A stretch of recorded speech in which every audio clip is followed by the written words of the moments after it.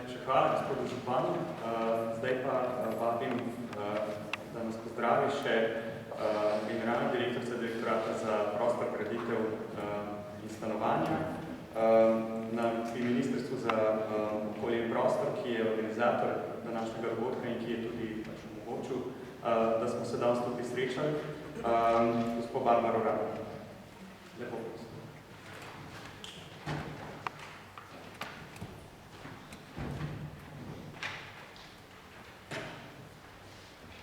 Spoštovani gospodje, dragi gostje, spoštovani gospod župan, prav lep pozdrav na tem današnjem dogodku in veseli me, da smo se zbrali v takšnem številu.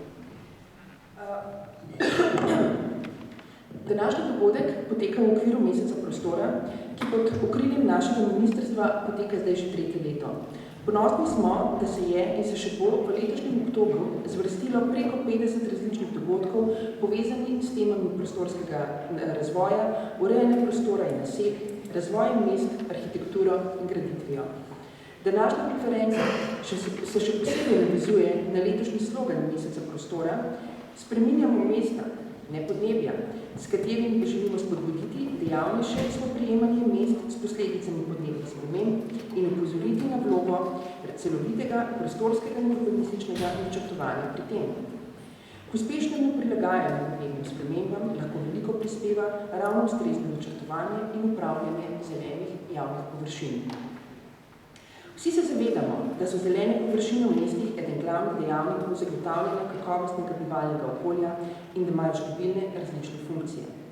Ključno prispevajo k boljši odpornosti mest proti podnebnim spremembam, saj zmanjšuje tveganje za poplave in sušo, blažijo učinek pojava mestnih toplotnih otokov, izboljšujejo kakovost zraka in zmanjšujejo onesnaženost okolja s hrupom.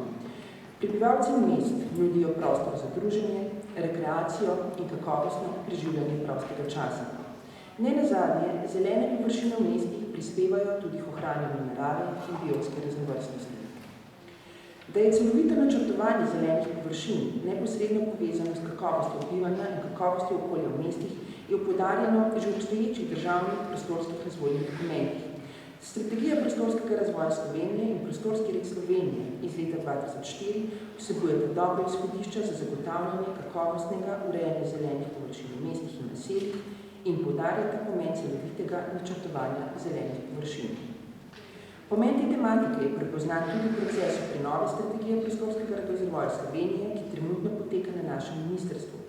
Zelene površine so zato posebej obravnavane v okviru fokusne skupine podeželje in zelena infrastruktura. Pomen zelenih površin v prostorskem razvoju se močno poudarja tudi na svetovni ravni in na ravni Evropske unije. Evropska unija je denimo kot prednostni cilj evropskih strateških programov in razvojnih politik za obdobje do leta 2020 opredelila načrtovanje tako imenovane zelene infrastrukture. Vidi jo kot preizkušeno orodje za zagotavljanje ekoloških, gospodarskih in socialnih koristi prek izvajanja naravnih rešitev. Gre sicer za zelo široko temo, ki se nanaša na urbana, podeželska in naravna območja in vključuje tudi zelene prostore v mestih.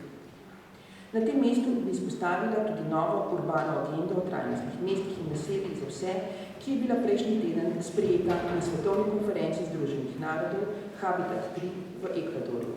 Tudi v novi agendi, ki naj bi postala skupna svetovna vizija in politična zaveza za spodbujanje trajnostnega urbanega razvoja, je poudarjeno, da je za trajnostni urbani razvoj, spodbujanje socialne vključenosti in gospodarskega razvoja ter za prilagajanje mest podnebnim spremembam pomembno zagotoviti varne, vključujoče, dostopne, zelene in kakovostne javne površine.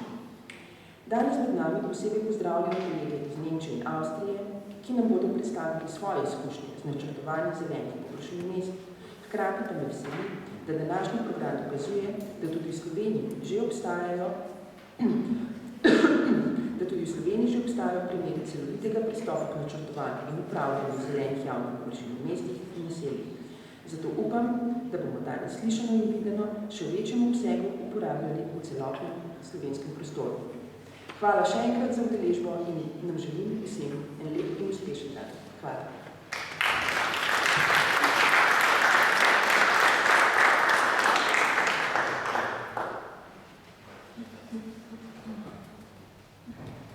Najlepša hvala obema vodničarjem, mislim, da so bili to res ta prava izhodišča za današnje posvetovanje.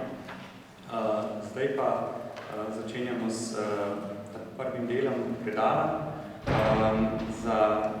Najprej smo hvaležni vsi gostom iz tujine, ki so se uspeli udeležiti in pridružiti nam na današnjem dogodku, ker seveda verjamemo, da se lahko od njih tudi pravzaprav veliko naučimo.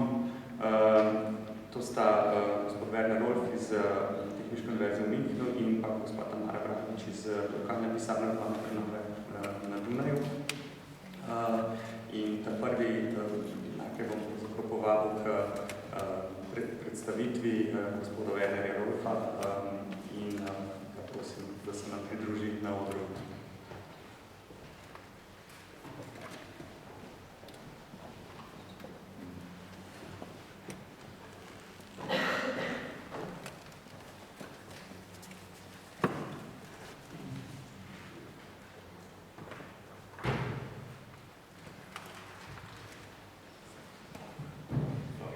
Yeah, thank you very much.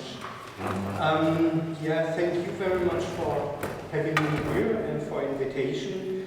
And maybe we have some kind of experience in Germany that is worth to present here, but we are also here quite often in Slovenia because we have a very good partner at the University in Ljubljana. And indeed, we are actually learning from their experience. So it's an exchange where we all have benefits. What I'm presenting is some of the research that we are doing also together with our partners here in Ljubljana and within a European-wide research project which is called Green Search and deals about urban green infrastructure planning. And we have heard already that Europe announced a green infra strategy in 2014 to foster the development of urban green infrastructure. Just some few words about our project, not to go too much into detail, but we are a team of, or the whole research project is with 24 teams from 11 different countries. One of them is a partner here at Ljubljana University, and Green Search stands for Green Infrastructure and Urban Biodiversity for Sustainable Urban Development and the Green Economy. And here you see already some keywords that are relevant for our work and our research. I don't want to go too much into detail, and it's probably a little bit too small, but what I want to point out here with this figure is that we have different working packages, so different thematic issues we are working on, and we have the so-called urban learning labs. So these are cities in different countries that we are collaborating together to learn with them together and to also to develop innovative strategies for urban green infrastructure development. And one of the partners beside Berlin, Edinburgh in Scotland, Malmö in Sweden, and Bari in Italy is Ljubljana here in Slovenia. Okay, our working package, we are within the work package 5, and what we are doing in our research is first to assess the state of green infrastructure planning in European urban areas. So we were looking all across Europe, what is the state of the art of urban green infrastructure planning, what are doing the different cities so far, and then we analyzed good practices to gather some good cases that can be presented and illustrate how good urban green infrastructure development, how it would look like. And then what we are doing now is with our urban learning labs is to develop, besides what is going on already, also further new innovative strategies so to develop some innovation within the project. I want to start, although probably most of you know what the urban green infrastructure or the green infrastructure strategy is all about, but I think it's good to remember right in the beginning once again what the aim of the green infrastructure strategy is and what it is aiming on. And therefore, green infrastructure is understood as a strategically planned network of natural and semi-natural areas with our other environmental features designed and managed to deliver a wide range of ecosystem services. And it is present in rural and urban settings. So it can be in rural and urban settings, and it is supposed to deliver a wide range of ecosystem services. That means this understanding reflects the green infrastructure concept as a holistic approach, also based upon the European Natura 2000 network. Beside biodiversity, this approach is understood to contribute to societal health and human well-being, including green economy. Furthermore, it relates to the concept of ecosystem services explicitly. However, opposed to the Natura 2000 approach that is primarily focusing on biodiversity issue, the green infrastructure approach extends this idea furthermore, considering social and economic aspects. So this is rather a change of paradigm in planning and not just looking on species, but also on taking into account a variety of demands of our society. So I think this is quite important that to keep in mind that this is the intention, and this broad approach is certainly one reason why the strategy gains broad support from politics and representatives across society. For instance, the European Economic and Social Committee supports the aim of linking environmental benefits with economic and social benefits through green infrastructure projects.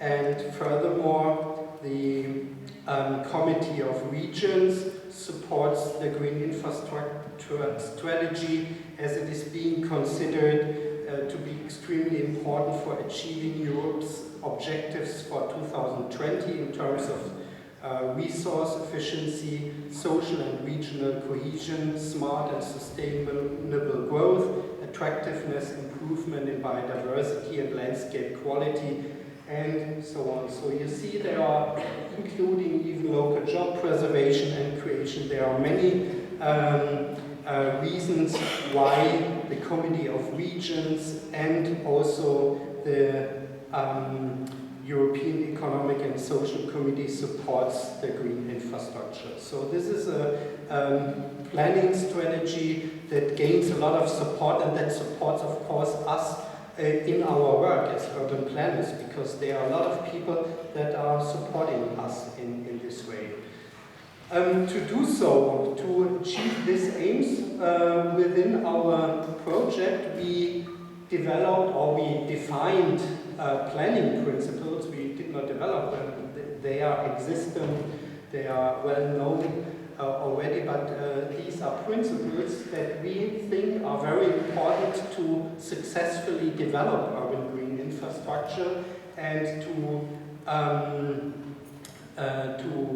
tackle challenges, urban challenges like protecting biodiversity or climate change adaptation, to increase social cohesion in the cities, and to promote green economy, with the aim to develop sustainable and resilient cities. So what did we do within our project? We did case studies all across Europe. Here is Ljubljana, and we looked what is the state of the art For instance, we looked at the green infrastructure strategy of Barcelona in Ljubljana, for instance. We looked at the spatial plan of the municipality and the environmental protection program for the municipality from 2014 and 2020.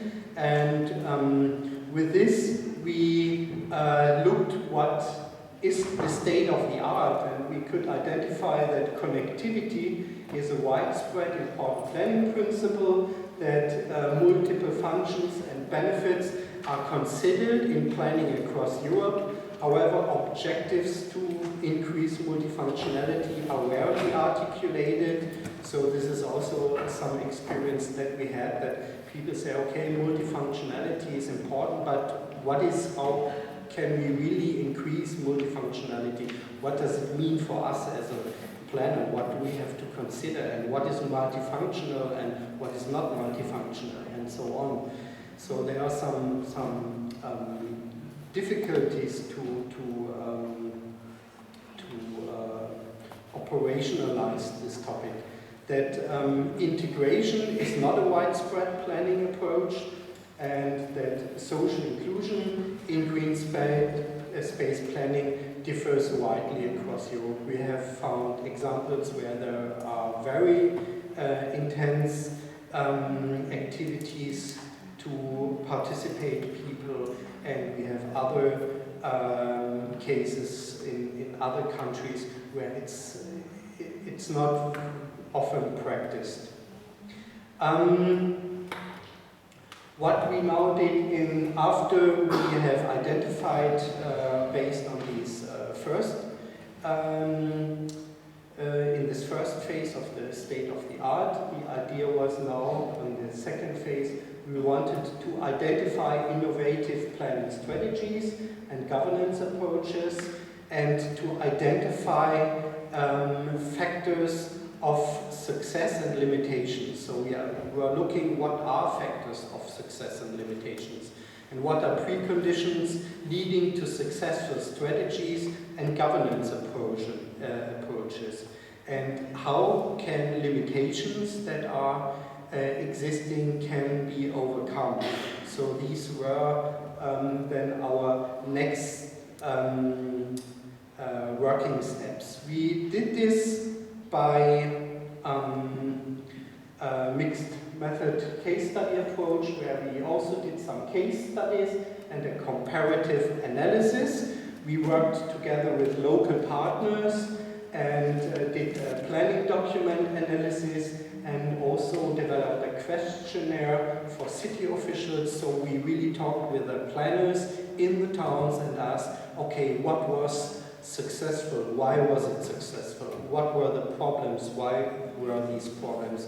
And are there any ideas how to overcome these problems? To get some real fundamental ideas how planning can be improved, and to learn also from good cases, from good practice examples where they found a solution where other cities maybe still look for a solution. So this was very important for us, and this finally led into so-called, or in our technical report. So we did this comparative analysis, and this essentially leaded into a guide for practitioners for urban green infrastructure planning. And this is what the guide looks like. You see it's quite thick, but it's not too thick, so it can be easily read. And there we wanted to put we put all these good cases and practice examples together, and this is supposed to be then later for practitioners, for planners, so that they get an idea and get inspiration also about green infrastructure planning. What we furthermore now do is to develop with our partner cities some innovative, on top of this innovative approaches and tools for urban green infrastructure planning. And what I want now present to you is to give a brief overview about what is in the planning guide, what we put together, so that you get also a little idea what we think are, or from our experience and from our research, can be good practice examples for green infrastructure planning following these different planning principles that I have just mentioned. Therefore, we have developed different chapters, so we have four different chapters, thematic chapters on integration, combining green and grey infrastructure, connectivity and multifunctionality and social inclusion, which explain briefly the idea behind, give some theoretical background, and then give an overview on practice examples. Furthermore, we have another 4 chapters on the urban challenges and how they can be addressed with urban green infrastructure, namely how UGI or urban green infrastructure planning can support climate change adaptation, biodiversity protection, promote green economy, and to increase social cohesion. And all these cases and all these issues are illustrated by different thematic or different case studies. Here one from Berlin, here's one from Aarhus from Denmark, Edinburgh in Scotland, Szeged in Hungary, and here's one from Ljubljana, Slovenia. So you see we are really learning here from Slovenia, because we think there are some very good practices that other cities all across Europe can learn from. So I want to give you an overview on, you see here, for each planning principle, 2 cases, and I would rush briefly through them. So first, integration, the planning principle of integration. So what is it? What does it mean? We talk about grey-green integration. As we all know, stormwater management is one of the main challenges cities are facing, and due to climate change, this will even increase. We can recognize already that we have more stormwater events in cities, and these are most likely due to climate change, and so we will face these problems even more. And therefore, new solutions in stormwater management are needed to combine the pipe system, because when the pipe system, here it's a little bit illustrated, the city flooded by water and the pipe system has not the capacity anymore. How green infrastructure in combination with the pipe system can contribute to water management. So the planning principle asked to seek for hybrid solutions of green and grey infrastructure like rainwater management and green spaces.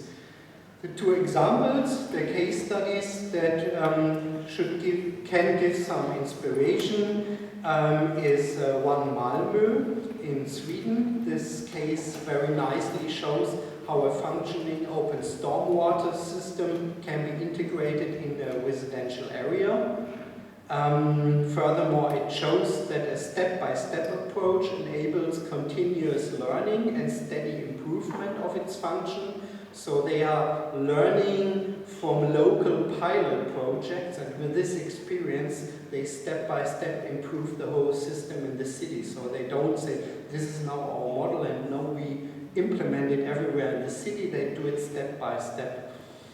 And then the case also shows that the legal frameworks, such as the Planning and Building Act, and the local policies like a local master plan or stormwater strategy, are supporting the development of a functioning system. Interesting is also that the water and sewage authority pays for the maintenance of the open stormwater facilities on public green spaces, as the maintenance of the green solution is much cheaper for them than the grey ones. Instead of investing in a new bigger pipe system. So they realized it, and therefore they pay also and support this development. So this is also a good example how the Green Planning Department and the Sewage Authority work together. The second example is from Szeged, from Hungary. Here they have a slightly different case.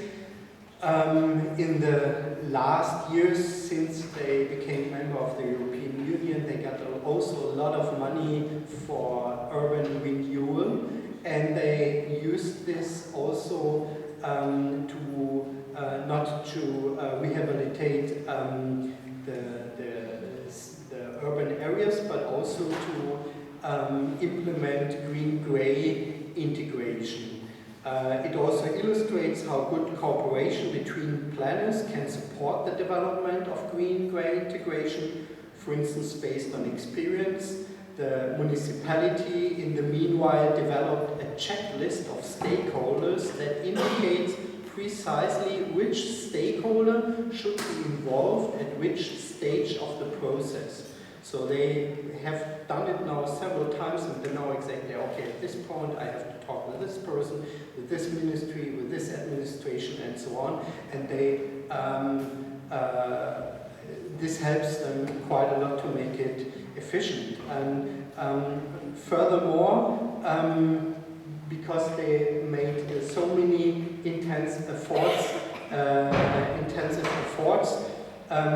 the city of Szeged was rewarded with the Public Space Renewal Award of Excellence by the Hungarian Urbanistic Association and the UNESCO in 2014. So they got also an international award because of their efforts to combine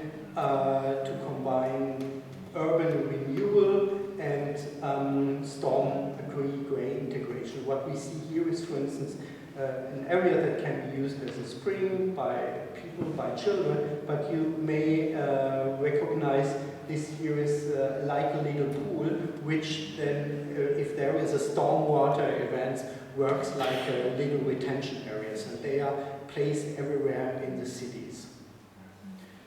So this is one example, or two examples for one principle. Then to come to the next principle, connectivity. What does this mean? We are all planners, we know that connectivity is quite often used for biodiversity, habitat networks, but in green infrastructure it's even a little bit more. But the main principle is to create added value from an interlinked system that individual green space components cannot provide. And you see here also illustrated that these connections can be very different, like a green belt, a green corridor, a green network, but also green patches that work together as some kind of network, or that even the whole matrix of the city can somehow contribute to connectivity. And here, maybe this illustrates already that connectivity does not mean necessarily a structural connectivity, that two places are physically connected, but also a functional connectivity has to be addressed. And this is usually the most tricky things for planners to. We can all say, okay, now here there is a connection physically, but do we really know, is there a functional connectivity for specific purposes? These are the different difficult things to address, and that means also that connectivity is not always connectivity, it's related always to an object. Some species need different connectivity than, for instance, also people. And therefore we say also connectivity is not just about habitats and wildlife species, but also social connectivity, so that people have access to the area or that people can move across the city in a nice way, and also abiotic connectivity, for instance, to maintain or to develop fresh air channels, so in areas to have some air, fresh air ventilation in the cities. Two examples that illustrate these one is the park in the agricultural park in South Milan. This is an approach of a regional network approach. Here the agricultural sector is an essential stakeholder for establishing sustainable ecological network. You see here we have this kind of green belt kind of thing. And in former years it was originally considered as a biodiversity network, but and therefore the park was established in the 1990s with the purpose to preserve and enhance the natural and historic heritage of the Po Valley. In the meanwhile, it has its own brand, like here you have an own brand for the region, and the network promotes several projects, not just to enhance biodiversity, but also to support agricultural production and to enhance citizens' enjoyment as well. So the function of this network is very diverse and much broader, even supporting agrotourism, direct sale, and even education purposes. The second example, good practice example, is from Berlin, which shows connectivity on the scale of the city of Berlin. Here the so-called landscape program, a strategic planning instrument, promotes connectivity citywide. It furthermore shows how a good cooperation between different departments, such as the urban planning, landscape planning and traffic planning department, can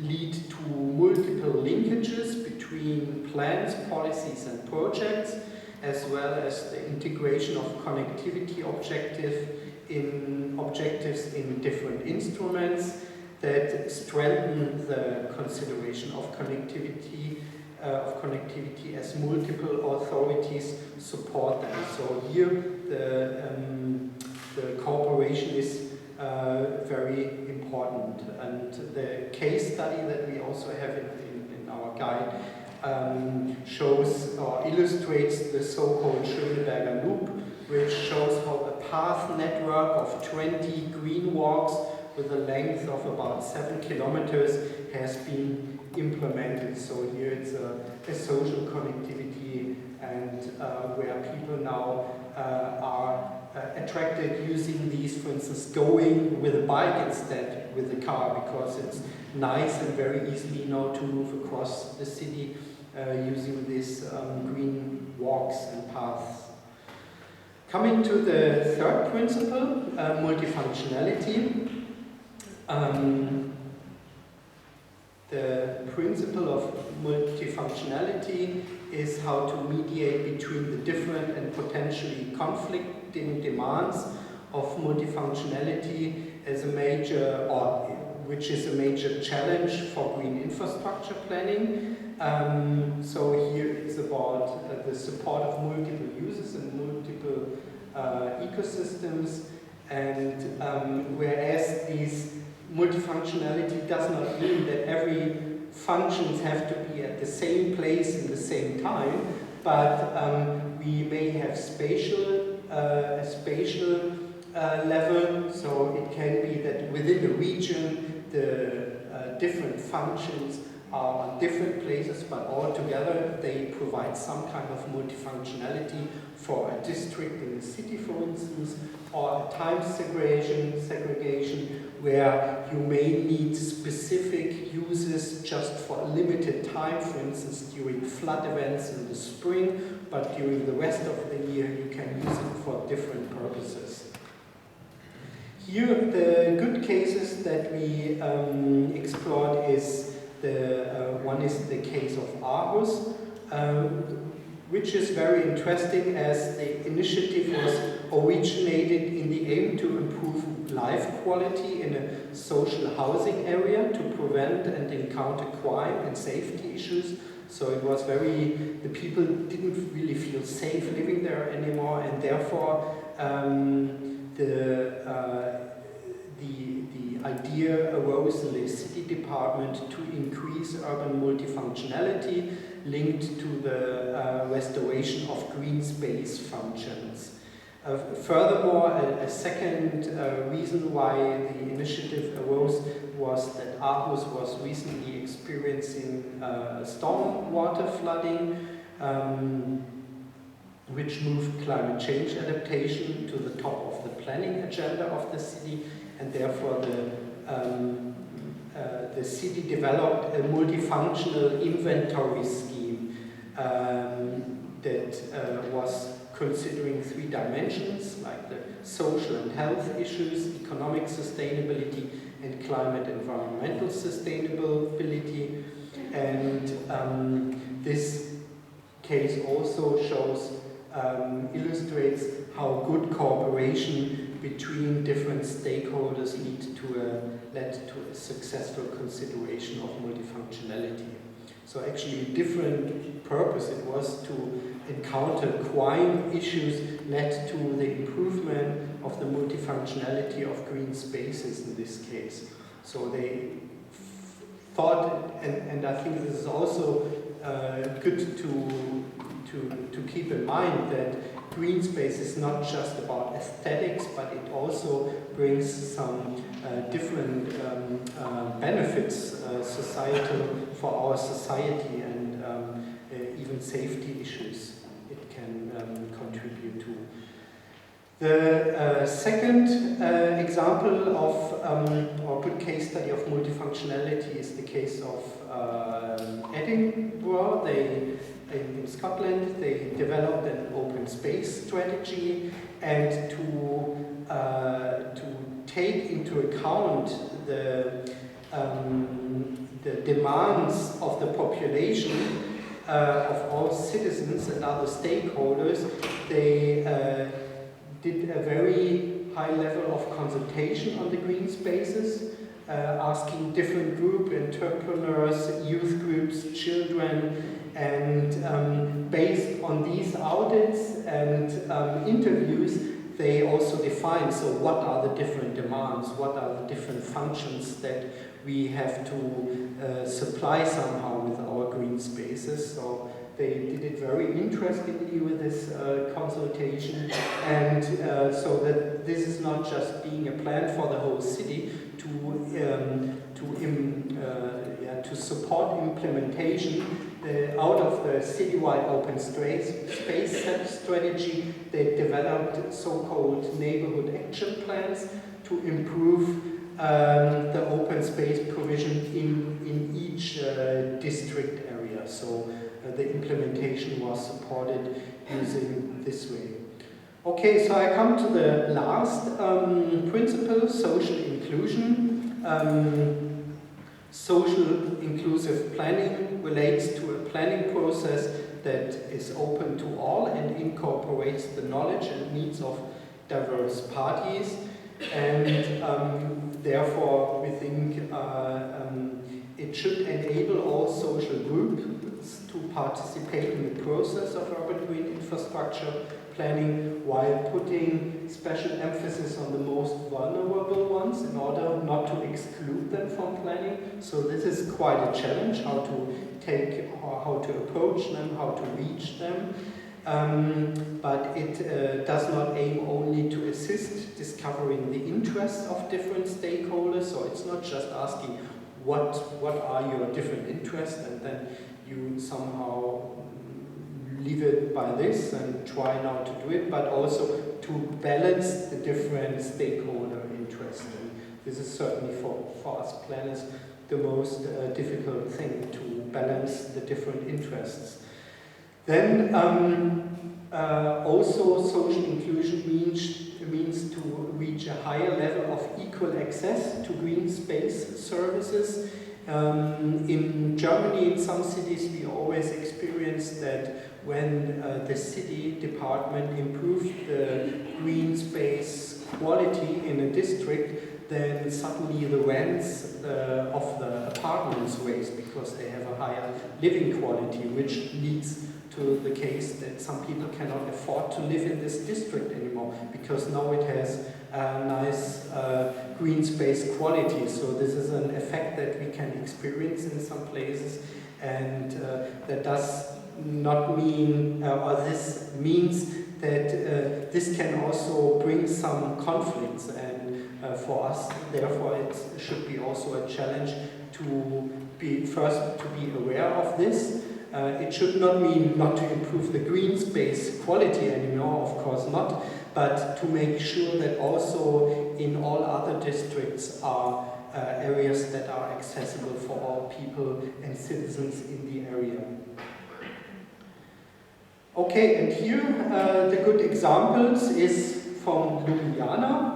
We think that the social inclusion in the project beyond the construction site is a very good example. I don't want to go too much into detail because I guess we will later on hear presentation of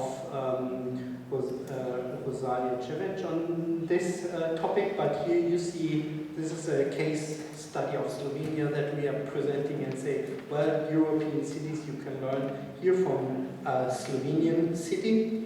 And the approach, the second approach is, or the second case is the case of Aarhus in Denmark, where also an innovative participatory scheme was developed with workshops and where leisure time workers, people have been involved voluntarily. These are young people from different ethnic groups that get a small salary from the municipality to inform the local residents about the renewal plans and possibilities for participation in planning and decision making. So it also has some kind of interesting aspects now in the days where we have a lot of migration in Europe and how to face this. So it can also have a social aspect or social function in this regard. So this maybe as a very quick overview to give you a little bit some more ideas about the different planning principles, what we think, including some examples. What we are now doing is we have the guide with good practice. Currently, we send it to interested planners when they are interested to have a look at this, but also ask them in the same way for feedback, but because we want to improve it for planners, and therefore it's currently a field test version. But if you are interested, or some of you are interested in testing the guide and would be willing to evaluate it, then this is still possible till the end of this year. You can approach me later on, maybe on in the coffee break, and then we can exchange emails and I can send you a PDF and you have a look at this. To conclude, finally, strategic development of urban green infrastructure holds significant potential to address major urban challenges. Urban green infrastructure planning in Europe can build on established good practices. So we found a lot of good practices, but it's always, as you know, it's always difficult to take one example we build it one by one, so the transferability needs to be explored by cities that also would like to innovate their urban green infrastructure planning, and therefore we work quite strong with our urban learning labs together. So currently we are now testing with our partners the guide of good practice support green space planning and policies. This is also one of the reasons why I was invited here, I guess, to just tell planners from our experience that you get maybe some inspiration back to your office and to develop innovative strategies and tools for selected thematic areas. So yeah, that's it. Thank you for your invitation and attention.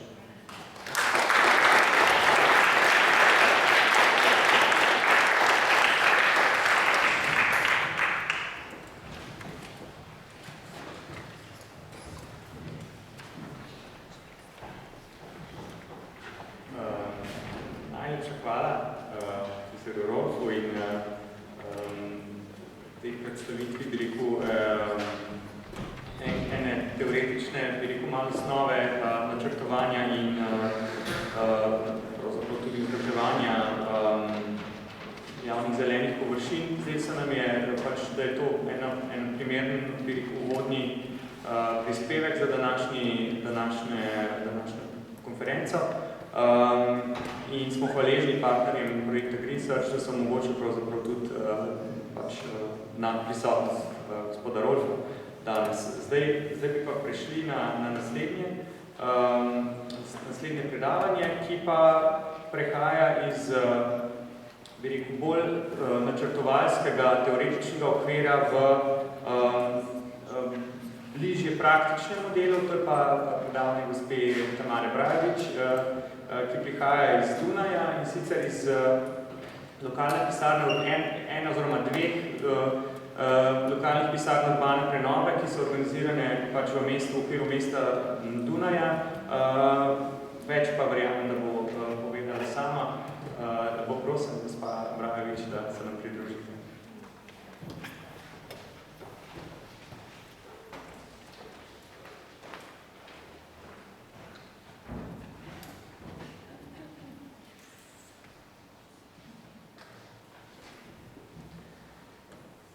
Dobar dan. My name is Tamara Brajević, and you can see my last name says that I'm coming from Belgrade, so Serbian is my mother language. But I live and work in Vienna. I'm an urban planner, and I finished my studies in Belgrade, Delft, and Stockholm, and I started working for the Office of Local Urban Renewal 4 years ago. And today I have this task to represent not only the city of Vienna and not only my office, also the office of Municipality Department for Parks and Gardens. And I have to say I'm a bit nervous because I usually in my work I'm working on a very informal basis in the office, in the field, and I hope that my 5 years of learning German now can apply in having a presentation in English. So,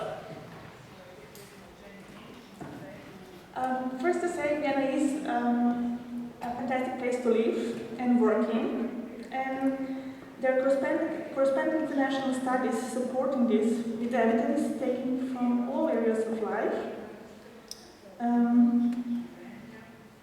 Beginning with the city's company structure and the educational sector, and including intact environment and ample green spaces.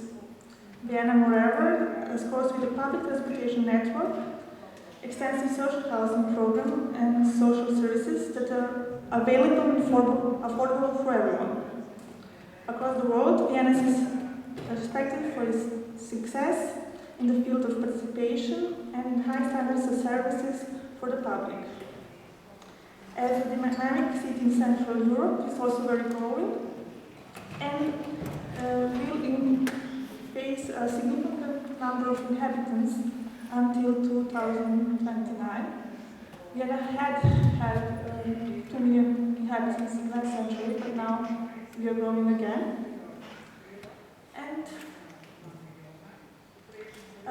this superlative quality of life, okay, this is my problem.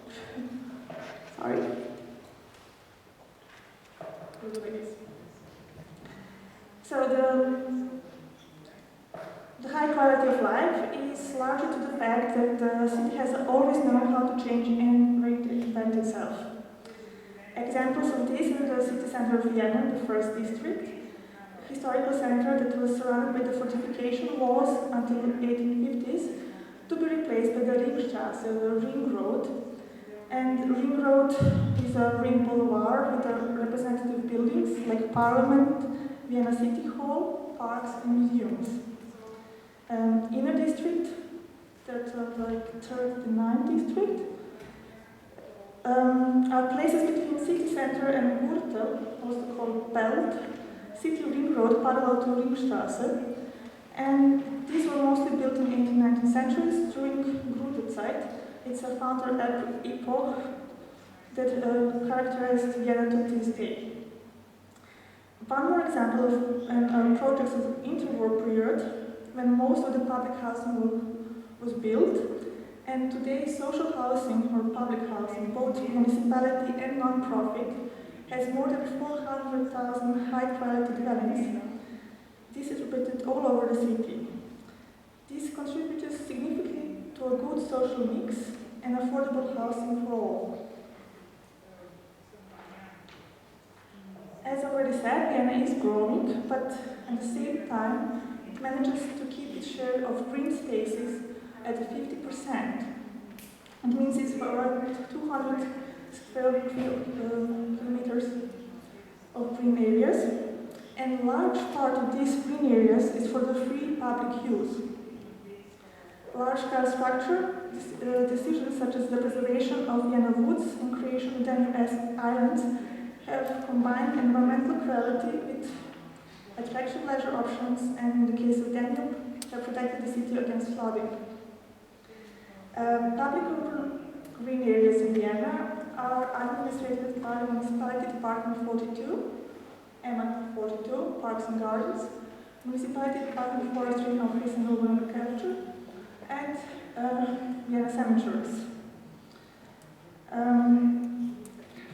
So, Municipality Department 42, Parks and Gardens, is managing public green and take care of numerous items like tree, benches, and so on.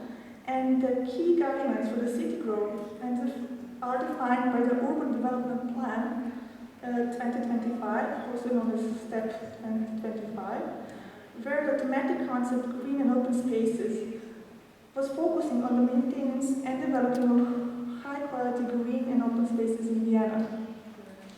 The types of Vienna green and open spaces are described regarding their functionality and to their defined properties. But parks are recognized as one of the main categories of urban open spaces. For instance, there is a type of semi-public green space that are green and open spaces with limited public access that belong to public subsidized housing. For those of you who are more interested about technology and what kind of green spaces and open spaces in Vienna, this document is also available as in English and to download on the website of the City of Vienna. Vienna's parks show a high level of maintenance and provide a large part of the population with playing, sports, and recreational areas. In some densely built areas, there is deficit in supply of parks.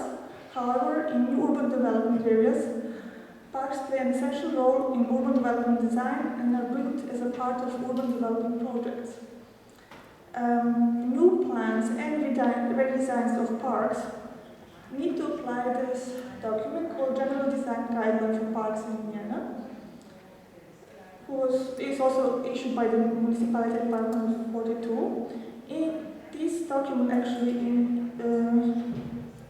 defines what kind of implementation should be used, and it's also the guide was future users to take realizable wishes into account to guarantee that park users can identify their green spaces. So, the general motion. According to the general design guideline for parks, with each new planning as well as a redesign or refurbishment, participation should be scheduled. It will be coordinated with the district, Bezirk, usually, and in which form and how to be implemented. The beginning of the participation should be before the beginning of the planning process, but also takes time during the planning process. And of course, it's always the same goal to involve public in decision-making process, so that they can identify themselves with the parks, and also that also leads to less vandalism as a result and more use of the same park. So, regarding procedure from the point of MR 42, considerations of well-formed wishes as in the ideas for the park should be taken at least 3 stages. First, the framework is presented to the citizens and desired content is collected. This includes no planning proposal per se, it's just gathering revisions and ideas on the refurbishment. After the preliminary draft is created, it will be presented to the citizens for feedback. Urban design is presented in a final presentation, and again, feedback will be included in detailed planning. Number of feedback stages also depends on the local conditions, time frame, budget, and so on. So this is just a schematic view. For the preliminary preparations, it's very important to fix the framework conditions with the politicians. Usually that's a district or a city. And participation process should be linked to the schedule of the project. And beginning of participation should be before the beginning of the planning process, but also should involve other institutions. For instance, for moderation, the local urban renewal office, where I work actually. So,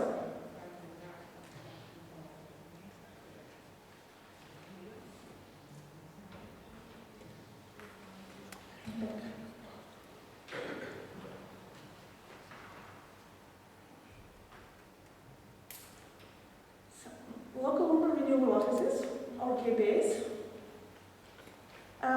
actually are services provided by the City of Vienna and Municipal Department 25, Urban Renewal and Assessment in Matters of Housing Construction and Promotion. It was established in 1974, and City of Vienna chose the approach of gentle, residential-oriented urban renewal, a policy for all renovation projects with an aim not to drive residents out of the area they live in, but to take their needs into consideration and improve their living conditions by upgrading architectural structure through a process of soft renewal. Main topics in the 70s and 80s were legal advices on housing and refurbishment for tenants and from owners, and today focus shifted more to comprehensive approach, also called neighborhood management or Stadtteil management. I also brought some of the flyers, and this is our overview of what kind of services we are offering. It's also very good. I don't know if you can see it properly, but you can see it also on our website. And today we have 9 KB offices in 70 locations. They offer information and advice on matters of urban renewal, housing, neighborhood, local community and living together. They are the center point of the contact of the district, and they're linked to many other services in the city of Celje. So, a local urban renewal office where I work is actually called GB-11, and is responsible for the areas in 3rd and 11th district. GB offices are actually managed by private contractors. In this case, it's a company called Context, Engineering Office for Spatial Planning. And the Context staff is trained in urban and regional planning, sociology, landscape architecture, and so on. So, talking about the participation from the point of GB, there is a growing aspiration among inhabitants to communicate about changes in their living environment. Anticipating certain common concerns during the planning phase of a project can help improvement of overall urban design and quality of life. GB is working as an intermediary at the neighborhood level, and for us, participation is to involve those in particular that would otherwise not be heard, and establishing also new ways of social decision making. So, from one point, GBs are communicators between different actors, especially urban developer stakeholders, and also the residents. From one side, this communication actually is working from two directions. From one side, actually we collect all the information and concerns, wishes from different stakeholders. And from the other side, we are actually translating these informations and explaining complex relationships, relations to the common inhabitants. Generally, we try to make a dialogue on a local level.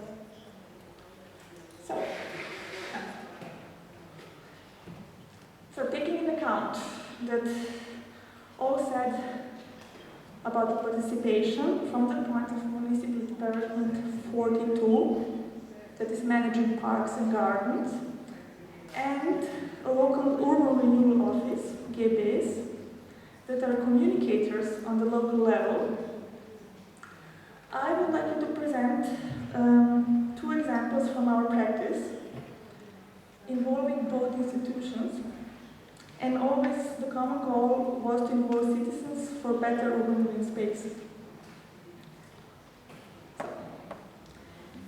The first example is a playground on Am Kanal Prakse in the 11th district. It was an unbuilt green area in the middle of existing settlement. And on the initiative of 11th district, so this year, and also Municipal Department Parks and Garden. We were involved as a local urban renewal office, but also there was a youth organization, a social work in public space, who were also involved as communicators on a local level. And the first thing was actually to talk about what can be done with this green space. So at the beginning there were more actions of like info point and website providing information in our office.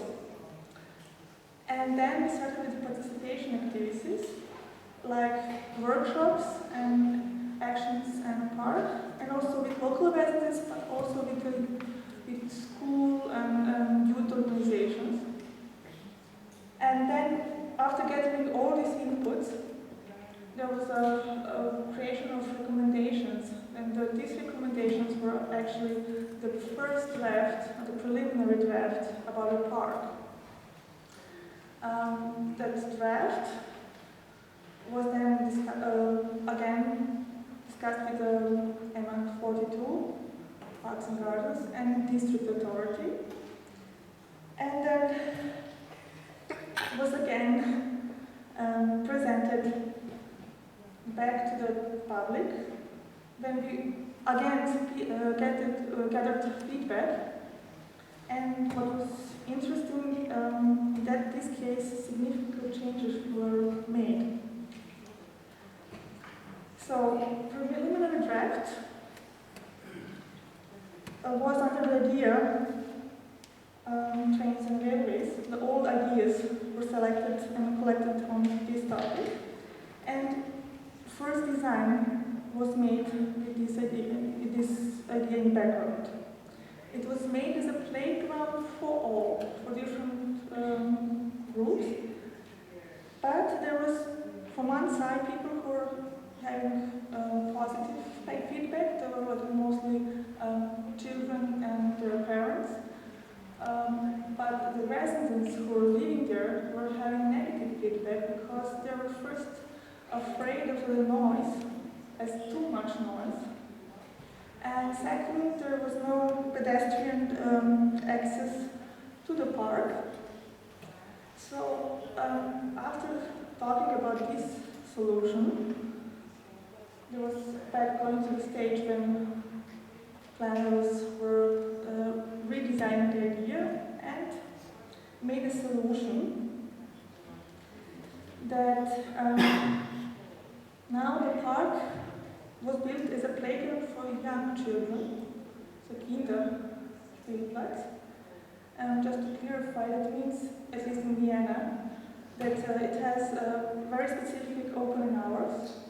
So the noise is restricted only on certain parts of the day, and also because of the small children, there are a lot of parents coming there, so social control, and it's also less noisy in some way.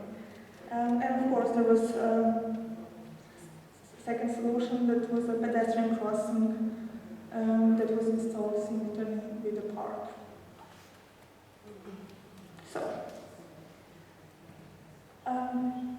there's a second example, slightly different. It's in Celje Park, in 3rd district,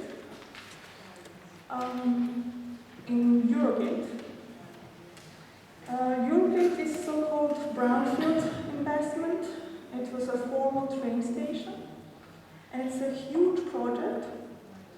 It has a city-subsidized housing area. There is also a TU area, some institutes from TU, Technical University of Vienna. And the whole project was developed in phases and over many, many years, and it's still developing.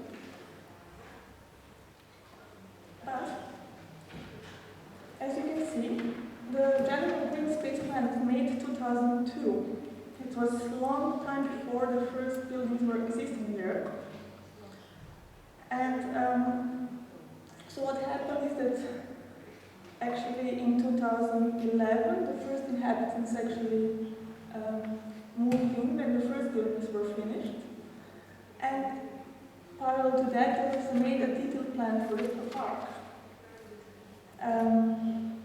But when this detailed plan was presented and the first residents saw this, we had a first protests. So, and not only protests from one side of not only protests from protest group, we had also 2 protest groups. So what I'm trying to say is that first protests were from the residents who were saying that the original plan was having much more playgrounds like basketball, football in design, and that was the reason why they moved there and that they would like to have this detailed plan for the park didn't predict this kind of playgrounds. It just was a green area with playgrounds for the small children. Second protest group was actually a reaction to the first protest group, because they were afraid that if there was basketball or football courts and playgrounds, that is going to be again too much noise, and it's going to attract much more people from outside of the Eurogate, and with that, that could be actually a problem with security and other conflicts. So, we had to organize the different activities. First, we organized roundtables with the M2042, Parks and Gardens, and also workshops with residents. So we were having discussions about different ideas and what could be the solution for the park. Of course, always the aim is to be better accepted from the residents. Today, the park is highly accepted, and what was the solution? Well, the solution was that we made more playgrounds, but not the ones including the ball, so that are much more like slack lines and beach tennis. So in one way we have more playgrounds, but the other way they're not the noisy ones, and right now this park is much more used than, from the residents, and there are no conflicts anymore.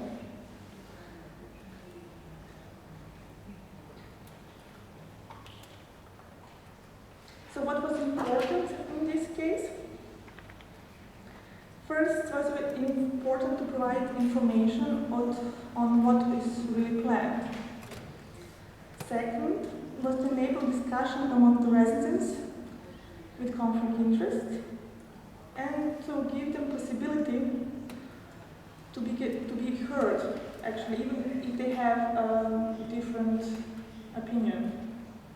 Because that's also the reason why we had the first protest, because they didn't feel like they can express their concerns in some kind of space, or no possibility in the sense of it was a new built area, there was no community center still, so protest was the first reaction. So, the reason why we need participation? Well, from one side, the need for citizens to be involved in projects and plans that affect their living environment and quality of life has become a basic principle of the legal system in modern democracies.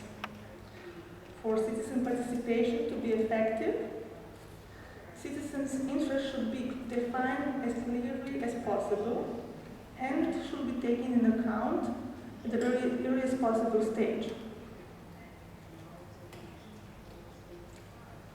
So, I know this is a conference dealing with the green spaces, but also for us it was very important to talk about participation and different methods.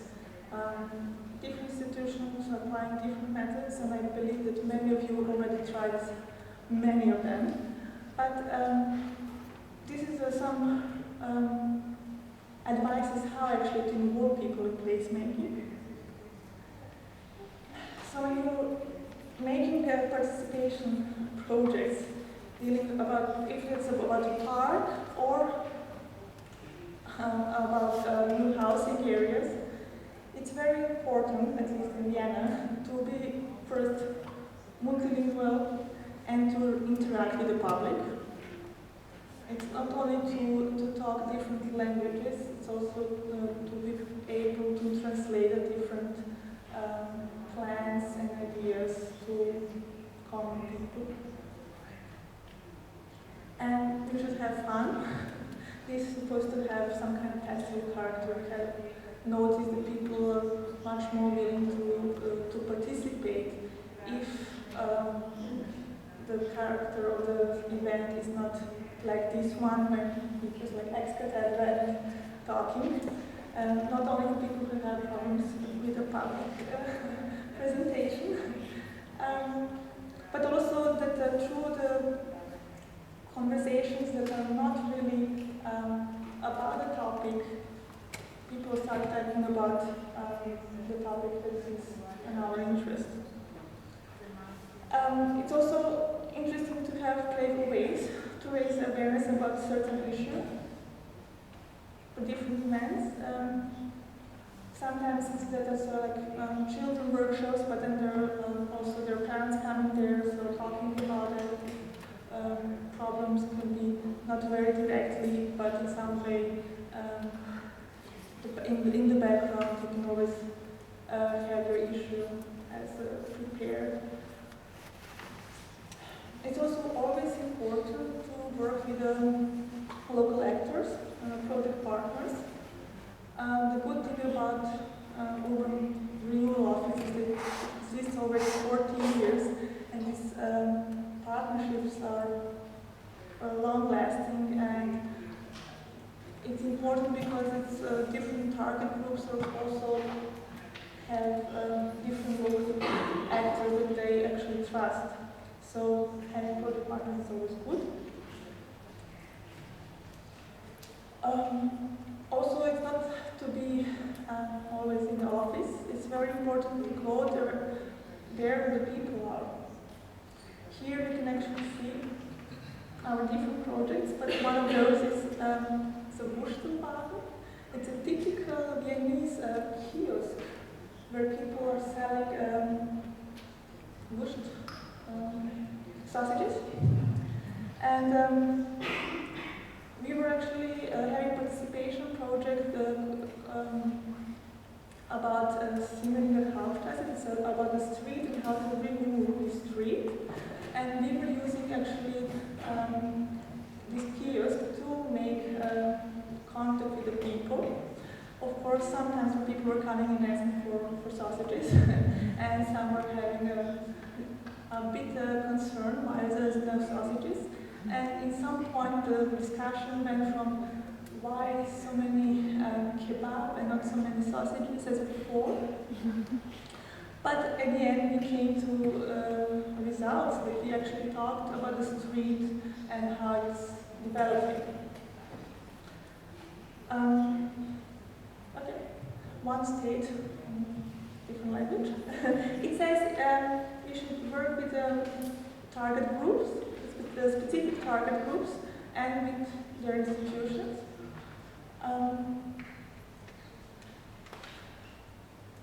It's also good to initiate not only protests, also to initiate different groups to get together through conversation, and maybe to initiate some future protests, but also future groups who will then work on neighborhood level. And next time when you have a project that's dealing with the green space area, you actually have a group that was built 2 years ago when we were talking about the public square. And then also it's very important to create a space and for negotiation, and I don't mean to make a building, although I'm an architect.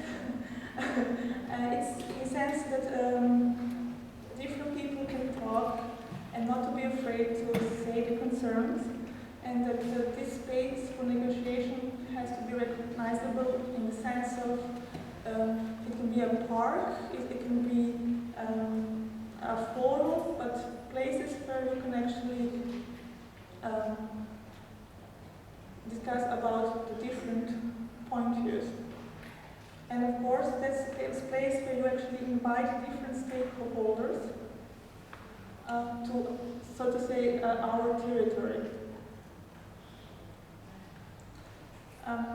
As I said at the beginning,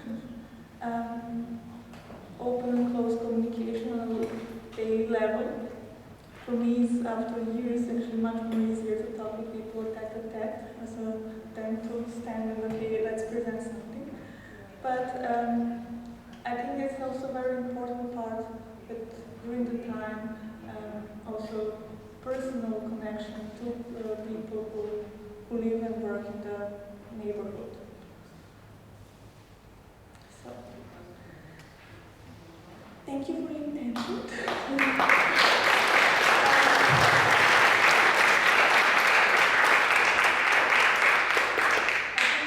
I would like to have more questions. questions and to answer it directly, then to I can also go back to some slides and that things that I didn't read to prove, I actually can explain it much better way.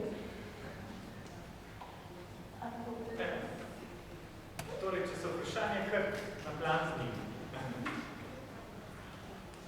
razprava več bo v drugem delu, ampak če so pa konkretno vprašanje na to prezentacijo, tudi na prejšnjo, pa kar izvolite.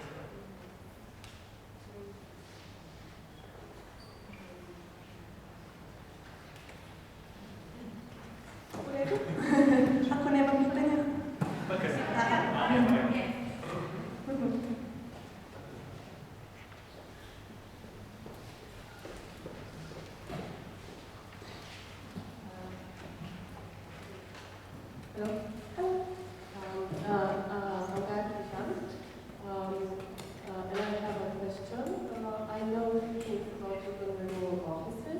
There are some issues that I'm not familiar with. So my first question would be the projects you are facilitating. Are these public projects which you're working on? Or does a private investor also have to go through this process you described? So if it's a public investment or if it's a private investment, is it the same process that you have to communicate with people, with the local people in the district, and to go through this process of creating visions together, of presenting draft, getting the feedback? If you could explain this some more, please. Thank you. First to say, most of the projects concerning the public space and green areas are public, or at least subsidized, in connection with subsidized housing. If there are any kind of connection with public or public money, they have to go through this process. Private initiatives, like where we have big parks, are still not so present and they're therefore not really connected with this process. We had something like similar recently. It's a project of housing area where there is a public square. Actually, it's a private-owned square, where, but it's allowed for public. And actually, they were not going through following this procedure, but they still have to finance the maintenance and to let the access to all the public, not only the people who are living there.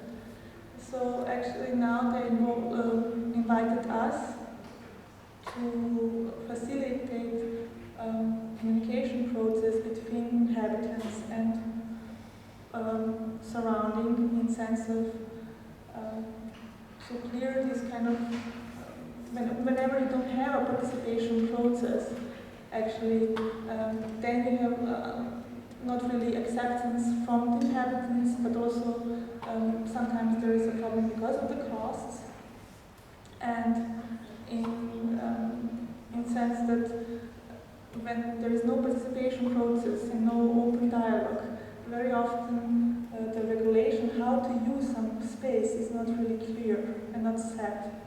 And I think that's why this kind of process where people are talking about it and informing is, it's not formal in the sense, it's still informal planning in comparing to something that's was typical for formal planning system. It's not written by the law, but the practice showed in the last 20 years that in Vienna many projects will go through similar regime. Thank you.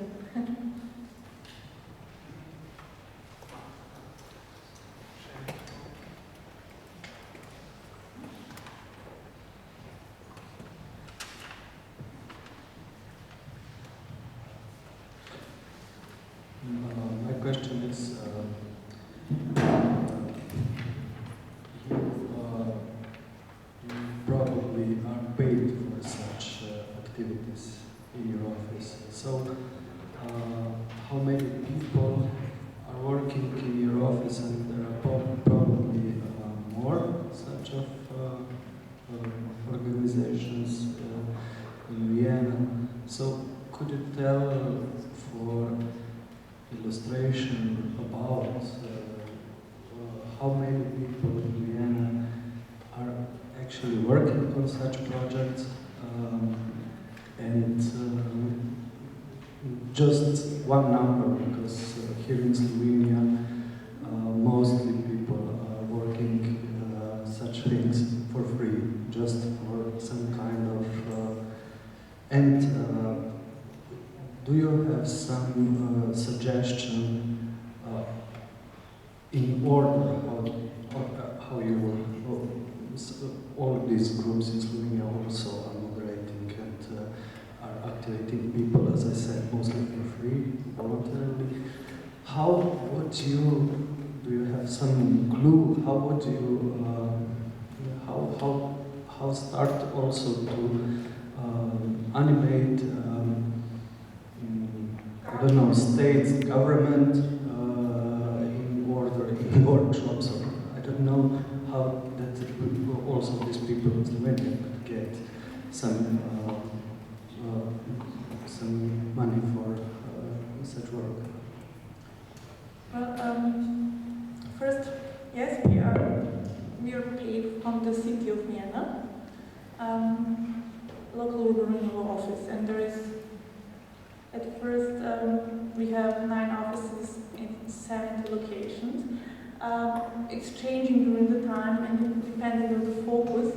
The reason why is the office like mine is actually the urban renewal that was happening, and from 70 still today.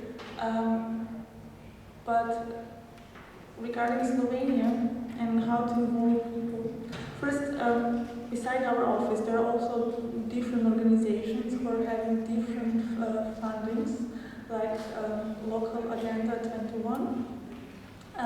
There are also social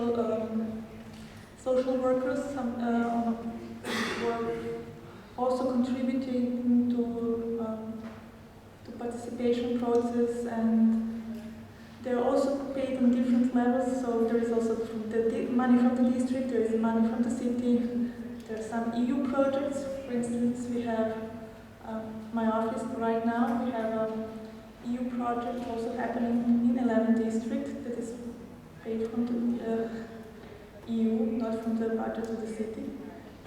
So there are different models how to do this. What I know,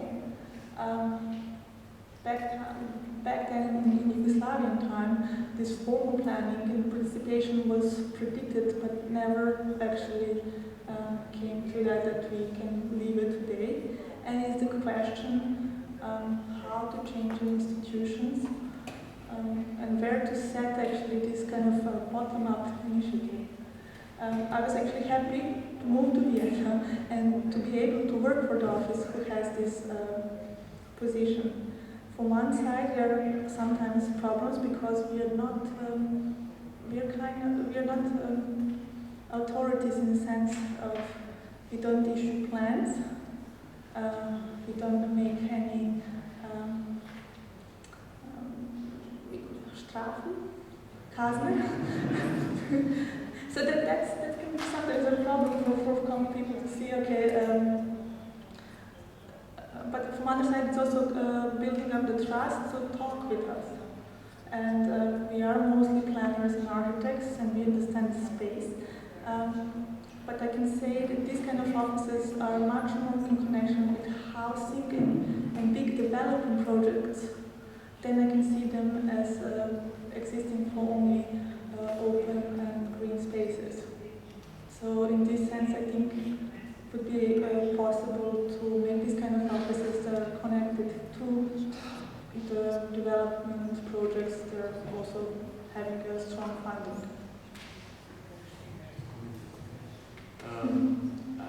I comment.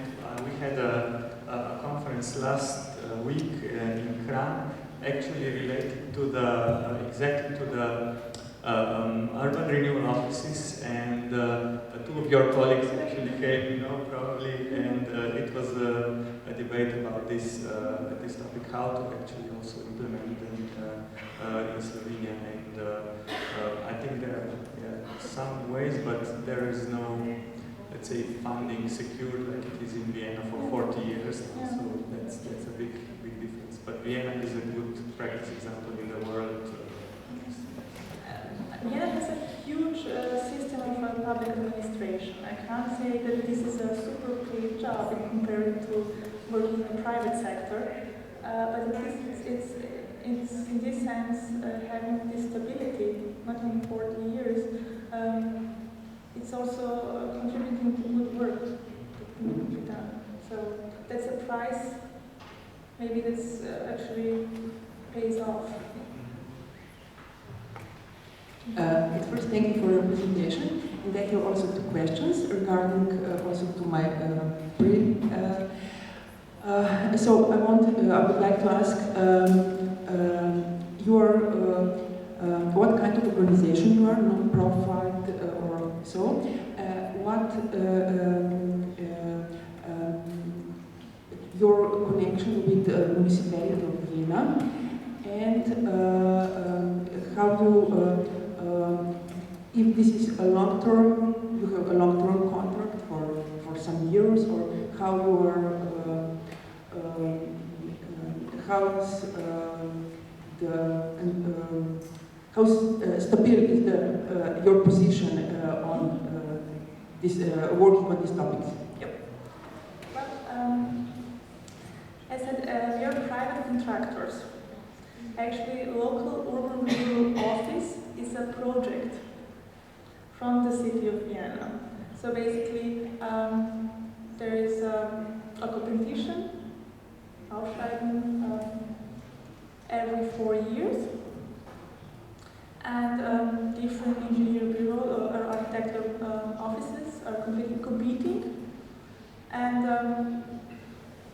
our office got this contract, and some of the people who are actually in the office are working more than 20 years for this time, because also local urban renewal office changed during the time. For instance, once upon a time, the local urban renewal office was together with the offices who are dealing with the public housing.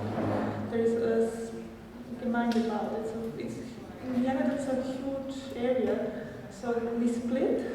And our offices are now private and doing the projects for urban renewal in the name of the city of Vienna. So that's the reason why the funding is still coming, if this is going to change. But I think it's also, this idea of competition is also good, because you have to prove that you're doing good work after a few times, and it's not like, okay, we are just public administration and no change, no responsibility. So I believe it's good. Yeah, maybe that's a comment to the person who was asking how to get the government pay for this work. Maybe it's also the job of us planners to convince them that to plan parks we don't need some construction tools and shovels and plants and trees to plant, but that we also need good participation. So of course, it's when the budget is very low, then you always try to save some money, and you say maybe, well, instead of 10 trees, we can also plant 5 trees, but maybe we should try to work on this to convince the responsible people in charge that participatory planning is necessarily needed.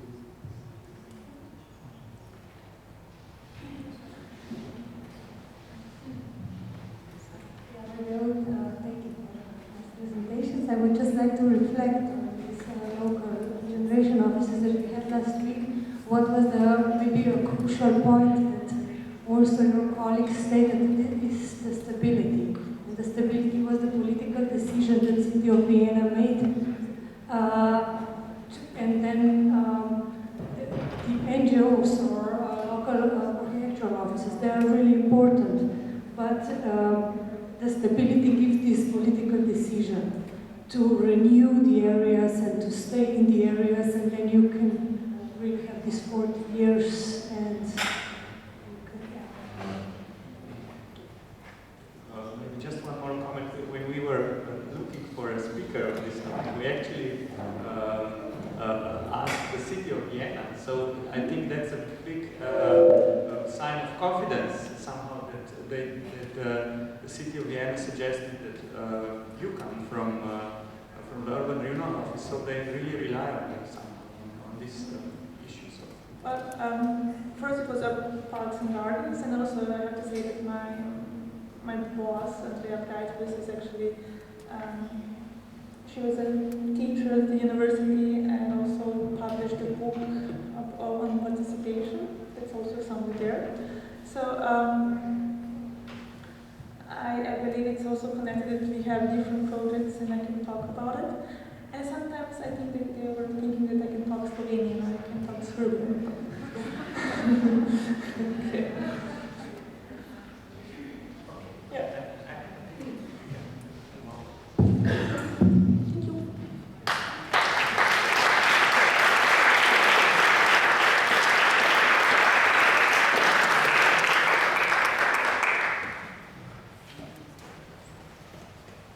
Hvala lepa. Mislim, da pač se veliko nervoza ni poznala in da se je dobro obneslo tudi predavanje v formalnem kontekstu, kakršne danes tukaj. Zdaj bi pa prosil, da se nam pridruži kar naslednja predavateljica. To je pa Maja Zelenimi iz našega inštituta, ki pa se bolj podrobno ukvarjala v svojem doktoratu tudi z temo, ki je pravzaprav jedno tudi današnjega posveta, upravljanje zelenih površin in praksami v Sloveniji. Ja, hvala za besedo. Zdaj smo že veliko vsega slišali in bom jaz kar hitro pohitela naprej, da ne bomo dolgo čakali. Vendar pa si bomo vzela ta čas, da mogoče se spet vrnemo malo v slovenski prostor in da vam povem, kaj sem jaz v raziskovanju sistema urejanja javnih zelenih površin odkrila v svoji raziskavi. Zdaj, o teh izhodiščih imamo že neko predstavo. Po eni strani smo že malo slišali z nagovorov danes in tudi se zavedamo, taka publika ste, da se po eni strani pomeni število funkcij zelenih površin v urbanem okolju z razvojem povečujeta, po drugi strani seveda vemo, da je pomanjkanje denarja, pomanjkanje sredstev za to, da bi se jih urejalo učinkovito in v velikih mestih po drugi strani pomanjkanje prostora. Iz tega izvirajo besede o planiranju, iz tega izvirajo stvari, ki smo jih že danes slišali. Po drugi strani, podlaga ta pomen se pozna tudi v trajnostni urbalni politiki, smo tudi danes že slišali in v bistvu se povezuje z zelo različnimi novimi vidiki. Zdaj ne govorimo več samo o zdravju, dobrem počutju človeka, ampak vedno več najprej o ohranjanju narave v mestnem okolju, o varstvu okolja oziroma varstvu človekovega okolja z vidika kakovosti bivanja. V sedanjem času pa že so tukaj tudi podnebne spremembe in dodatne funkcije, zelena infrastruktura, nova paradigma 21. stoletja govori seveda tudi o gospodarskih učinkih urejanja zelenih površin oziroma koristih zelenih površin. To je ta novost našega časa. In v tem kontekstu pridobivate pomen v bistvu dve komponenti. Po eni strani strateški pogled na temo, po drugi strani sodelovanje. O tem smo nekaj malo že slišali. In izpostavljena sta tako planiranje, torej tisti proces, v katerem se nekako oblikuje družbeni konsens o razvoju, kjer se odločamo o namenski rabi, kjer zagotavljamo prostor za funkcijo v prostoru in pa upravljanje kot nadaljevanje tega pravzaprav iste dejavnosti, ki zagotavlja funkcije, ki jih želimo v prostoru doseči. To so te okoliščine, o katerih govorimo. Zdaj, kakšne so razmere v Sloveniji? Slovenija sigurno ima specifične razmere s tem, ker je poselitev taka, kot rečejo naši sociologi, suburbana, pretežno majhna naselja, več kot pol slovenskih občin nima 5000 prebivalcev. Ne glede na to, da je tudi za Evropsko unijo značilno, da je zelo veliko majhnih naselij, da so tudi manjša mesta, od 5 do 100 tisoč je približno 40%, slabih 40% Evropejcev živi v mestih, ki so velika od 5 do 100 tisoč prebivalcev. Se pravi, to ni taka posebnost, da so naselja v Evropi majhna, so slovenska naselja še manjša.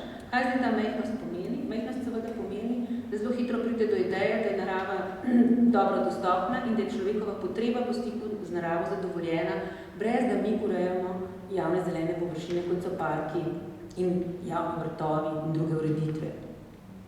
Raziskave, najnovejše raziskave, so to ovrgle in pokazale, da si pravzaprav ljudje tudi v majhnih naseljih želijo urejenih, javnih in tudi javnih zelenih površin, ne glede na to, da je blizu narava. Med javnimi površinami in naravo je velika razlika. V javnih površinah predvsem pričakujemo določeno mero varnega stika z naravnimi prvinami v naravi, kjer te kontrole in oblikovanja in vzdrževanja ni, so seveda ti stiki manj varni in je taka narava za človeka zanimiva, ampak na drugačen način kot javne zelene površine. Naslednja specifika Slovenije so seveda spremembe v 90-ih, ki so po eni strani politične in za sabo poteknejo tudi seveda pravne in organizacijske spremembe.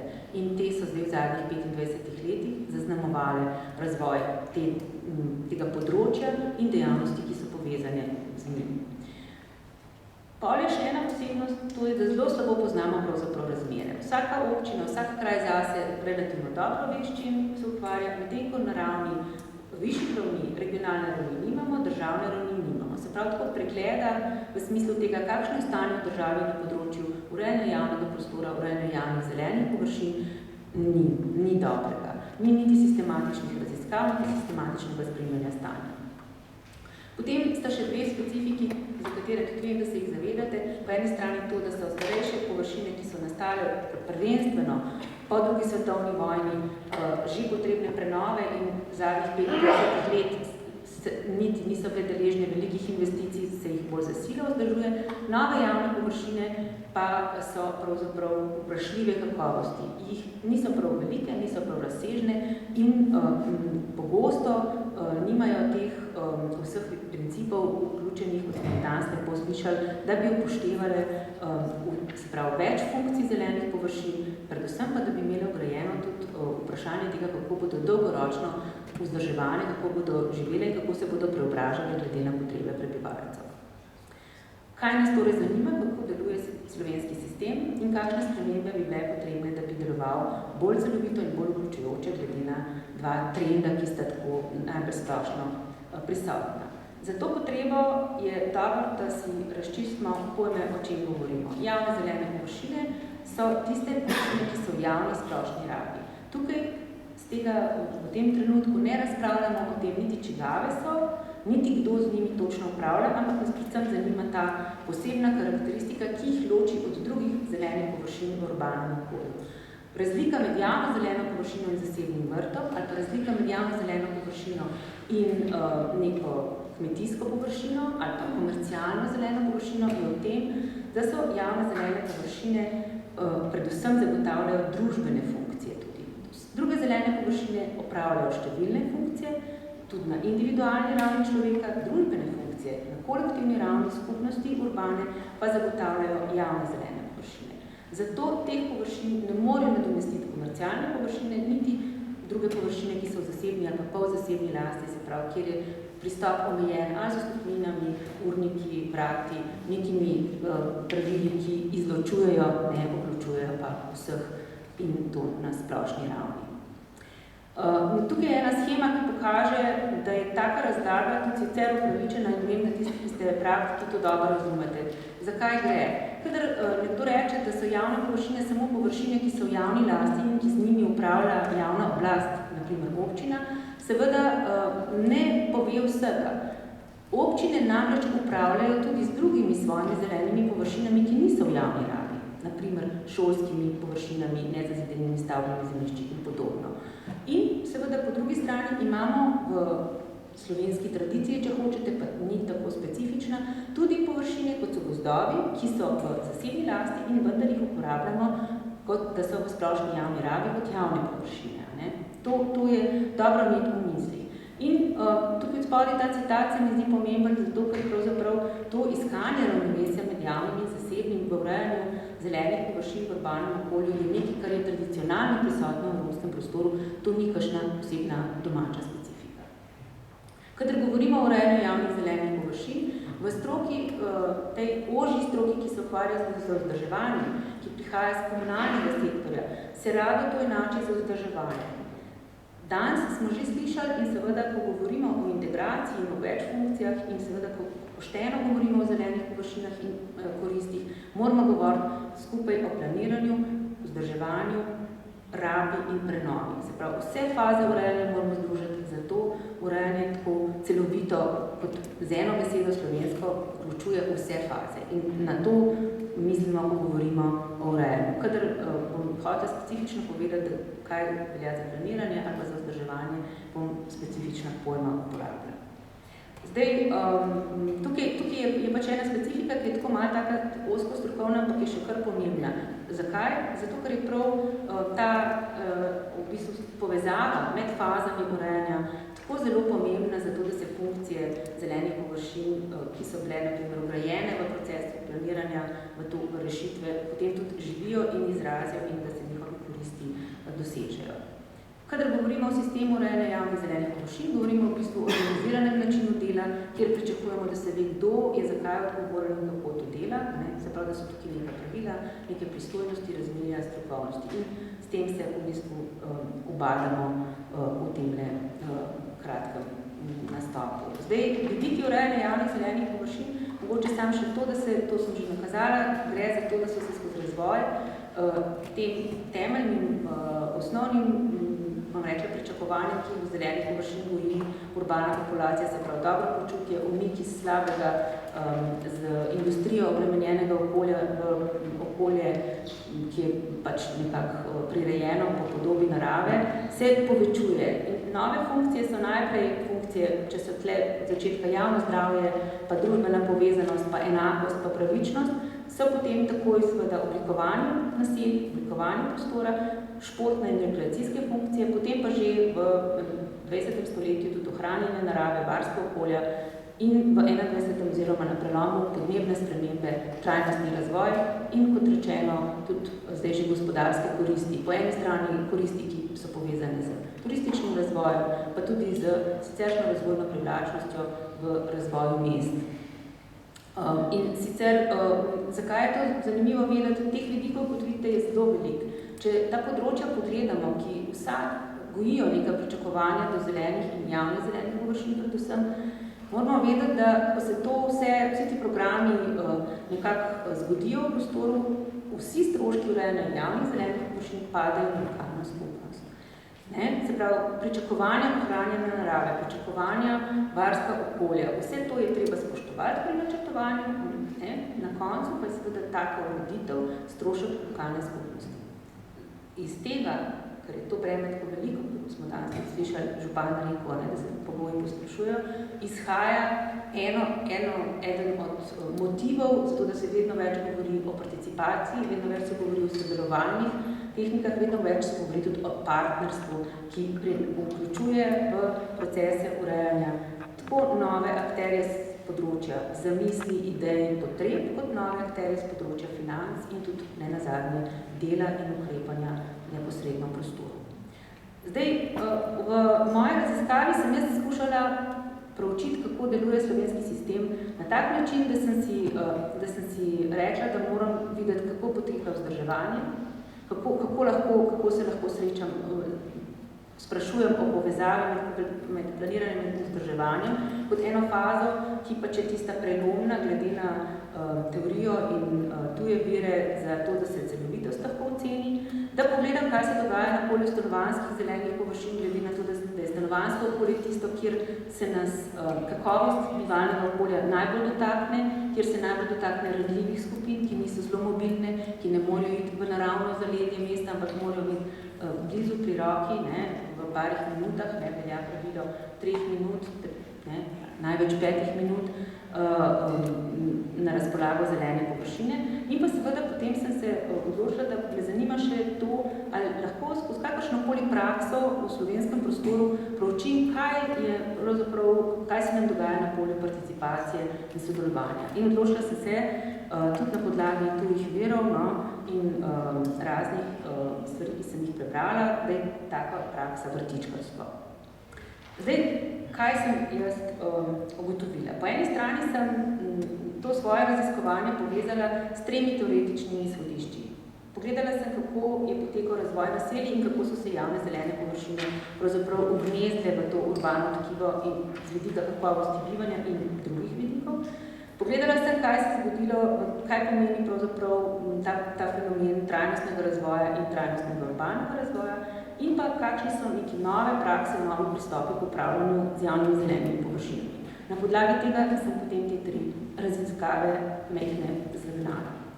Teoretična izhodišča na področju urbanističnega načrtovanja povejo 3 zanimive stvari.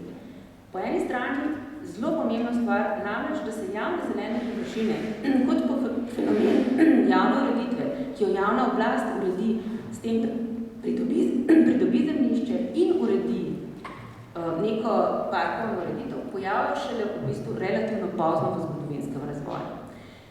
Šele industrijska doba in 19. stoletje preneseta pojem javnega parka. Vse druge površine, ki so že prej, tudi v 18. stoletju na razpolago javnosti, dane v javno rabo, so v zasebni lasti. Zakaj je to pomembno? Zato, ker to poreklo zasebne dajatve ali pa ponudbe zasebnega v javno rabo je pravzaprav ugrajeno tudi v ta pričakovanja, ki jih gojimo do javnega sistema in tudi do načina, kako javni sistem deluje in kakšen servis nam ponuja.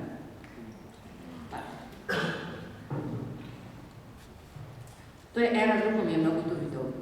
Druga ugotovitev je, da kljub temu, da je vedno več pričakovanj, vedno več vidikov in funkcij, ki se povezujejo z urejanjem, standardi za načrtovanje, koliko javnih zelenih površin je treba urediti ob novi stanovanjski gradnji, novi sosedski, kakršnikoli spremembi v prostoru ne obstajajo. To pomeni zelo preprosto, da je vsakič znova treba preverjati, kakšno je družbeno soglasje glede tega, koliko zelenih površin imamo, kje jih imamo in kakšne so. To pomeni, da je pravzaprav ta proces, ki smo prej rekli participacija, zelo pomemben, hkrati pa pomembna tudi njegova politična legitimacija. Mi moramo dobiti politično podporo, smo slišali, če hočemo imeti pisarne lokalne prenove, zato da neko vizijo razvoja, okrog katere se je neka skupnost odločila ali pa strinjala, tudi lahko realiziramo. Spet se mi zdi zelo pomembna stvar.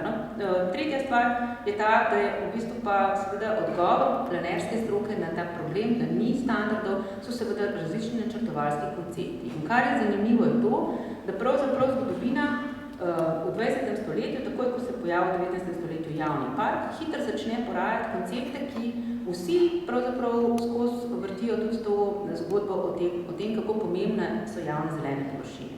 Tako ideja vrtnega mesta kot ideja soseske in potem kasneje zeleni sistem, ki izvira pravzaprav iz skrbi za ohranjanje narave, pa zelene strategije, ki se razvijajo nekoliko kasneje že v kontekstu tudi potem trajnostnega urbanega razvoja in končno zdaj najnovejša zelena infrastruktura.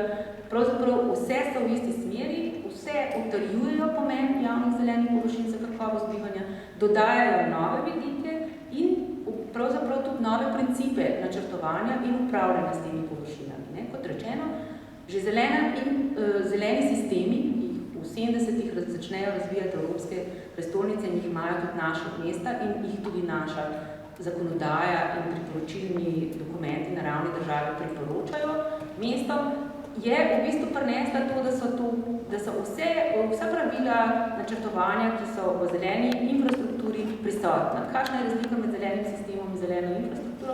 Zelena infrastruktura v bistvu poudarja še pomen polnoravnih tehničnih zelenih površin, ki upravljajo funkcije zelenih površin, zato da izboljšujejo kakovost urbanega okolja in poudarja gospodarsko funkcijo urejenih zelenih površin. To se mi zdi ključno iz tega polja načrtovalskega. V trajnostnem urbanem razvoju je za to razpravo pravzaprav po eni strani pomembno videti, da so javne, zelene in odprte površine zelo visoko na prioritetni listi trajnostnega razvoja, za katerega si pravzaprav urbane skupnosti po celem svetu prizadevajo na več ravneh. Se pravi, mesta, naselja se ukvarjajo na svoji ravni s tem se ukvarjajo njihove regionalne organizacije, kadar jih imajo države, s tem se ukvarja Evropska skupnost, če hočete, in s tem se ukvarja, kot je danes tudi omenila direktorica direktorata generalna, tudi svetovna skupnost, letos v Habitatu na konferenci v Kvitu. Spravi, ta tema je tako pomembna, da jo na več ravnih odpiramo. Zakaj jo odpiramo na več ravnih? Ker velja prepričanje, da seveda različni mehanizmi, ki podpirajo, lahko tudi odpirajo vrata tako do sredstev, kot do tega, da se tudi drugi pogoji ustvarjajo za to, da realiziramo cilje, ki jih očitno ni tako zelo lahko doseči, glede na to, da ni preprostih standardov. Bistveno manj močne globalne prometne strategije, v smislu prometne infrastrukture potrebujemo, kot jih potrebujemo za nekaj tazga, kot je javni prostor. Pri prometni infrastrukturi je veliko tehničnih detajlov, veliko objektivnih podatkov, koliko široka cesta, kakšno parkirišče. Tukaj smo na področju, ki je zelo mehko, slabo, pravzaprav definirano v smislu standardov in zato je potrebno družbeno soglasje. Tega se gradi na več ravneh. Kaj sporočajo nove prakse urejanja? Te sporočajo dve stvari. Po eni strani, v 70-ih letih, v obdobju, ko kapitalizem privije pravzaprav javno upravo in se storitve začnejo seliti iz javne uprave na trg, prihaja do prvih teh zalomov med fazama planiranja in vzdrževanja, pride do prvih kratkih stikov, pride do že v 10 letih, okrog leta 80 prvič v Britaniji kot neki državi, ki se ponaša s tem, da je dala Evropi javni park, ali pa tudi svetu, pride do resnih poročil in opozoril, da javni parki propadajo. Zakaj? Ker je storitev iz javnega sektorja, iz te hierarhične strukture, ki je zagotavljala od strategije ali pa vizije, če hoče, do vzdrževalnega nivoja pogoje za delo in urejanje, razpadla in to se je poznalo o tem, kaj se v prostoru dogaja.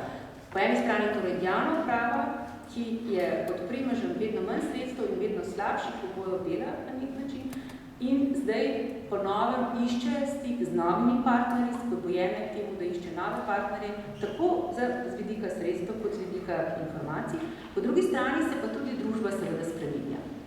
Zakaj gre? Družba, vem, da vsi veste, vem, da ste tudi taki ljudje prisotni, ki se tudi na tej ravni delujete, vedno bolj aktivno zavzema drža do javnega prostora, do skupnega prostora, želi se soudeležbo participirati v urejanju prostora. Tukaj gre za, tako bom rekla, prepričanja, kot za prakse vsakdanjega bivanja, kot za priložnosti, ki jih tukaj civilna družba išče in potrebe, seveda, ki se v lokalnem okolju kažejo in ki jim taka šibkejša uprava ni več kos.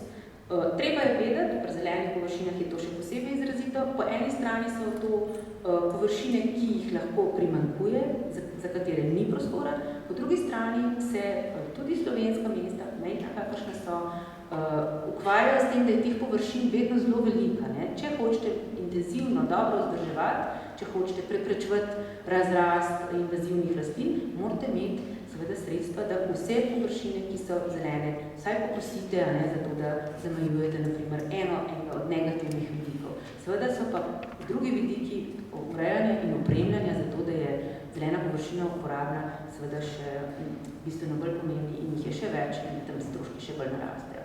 Zato imamo zdaj ta dva pojava. Po eni strani javna uprava, rahlo prisiljena, spodbujena, da se odpira in išče zaveznike, in po drugi strani civilna družba, razpoložena, da bolj aktivno stopi v stik z okoljem, kot rečeno, ali zaradi odnosa do narave in okolja in novih prepričanj, ali pa iz potrebe neposredne, ali pa iz angažmaja strokovnega, tukaj je veliko vidikov in tega je zelo veliko.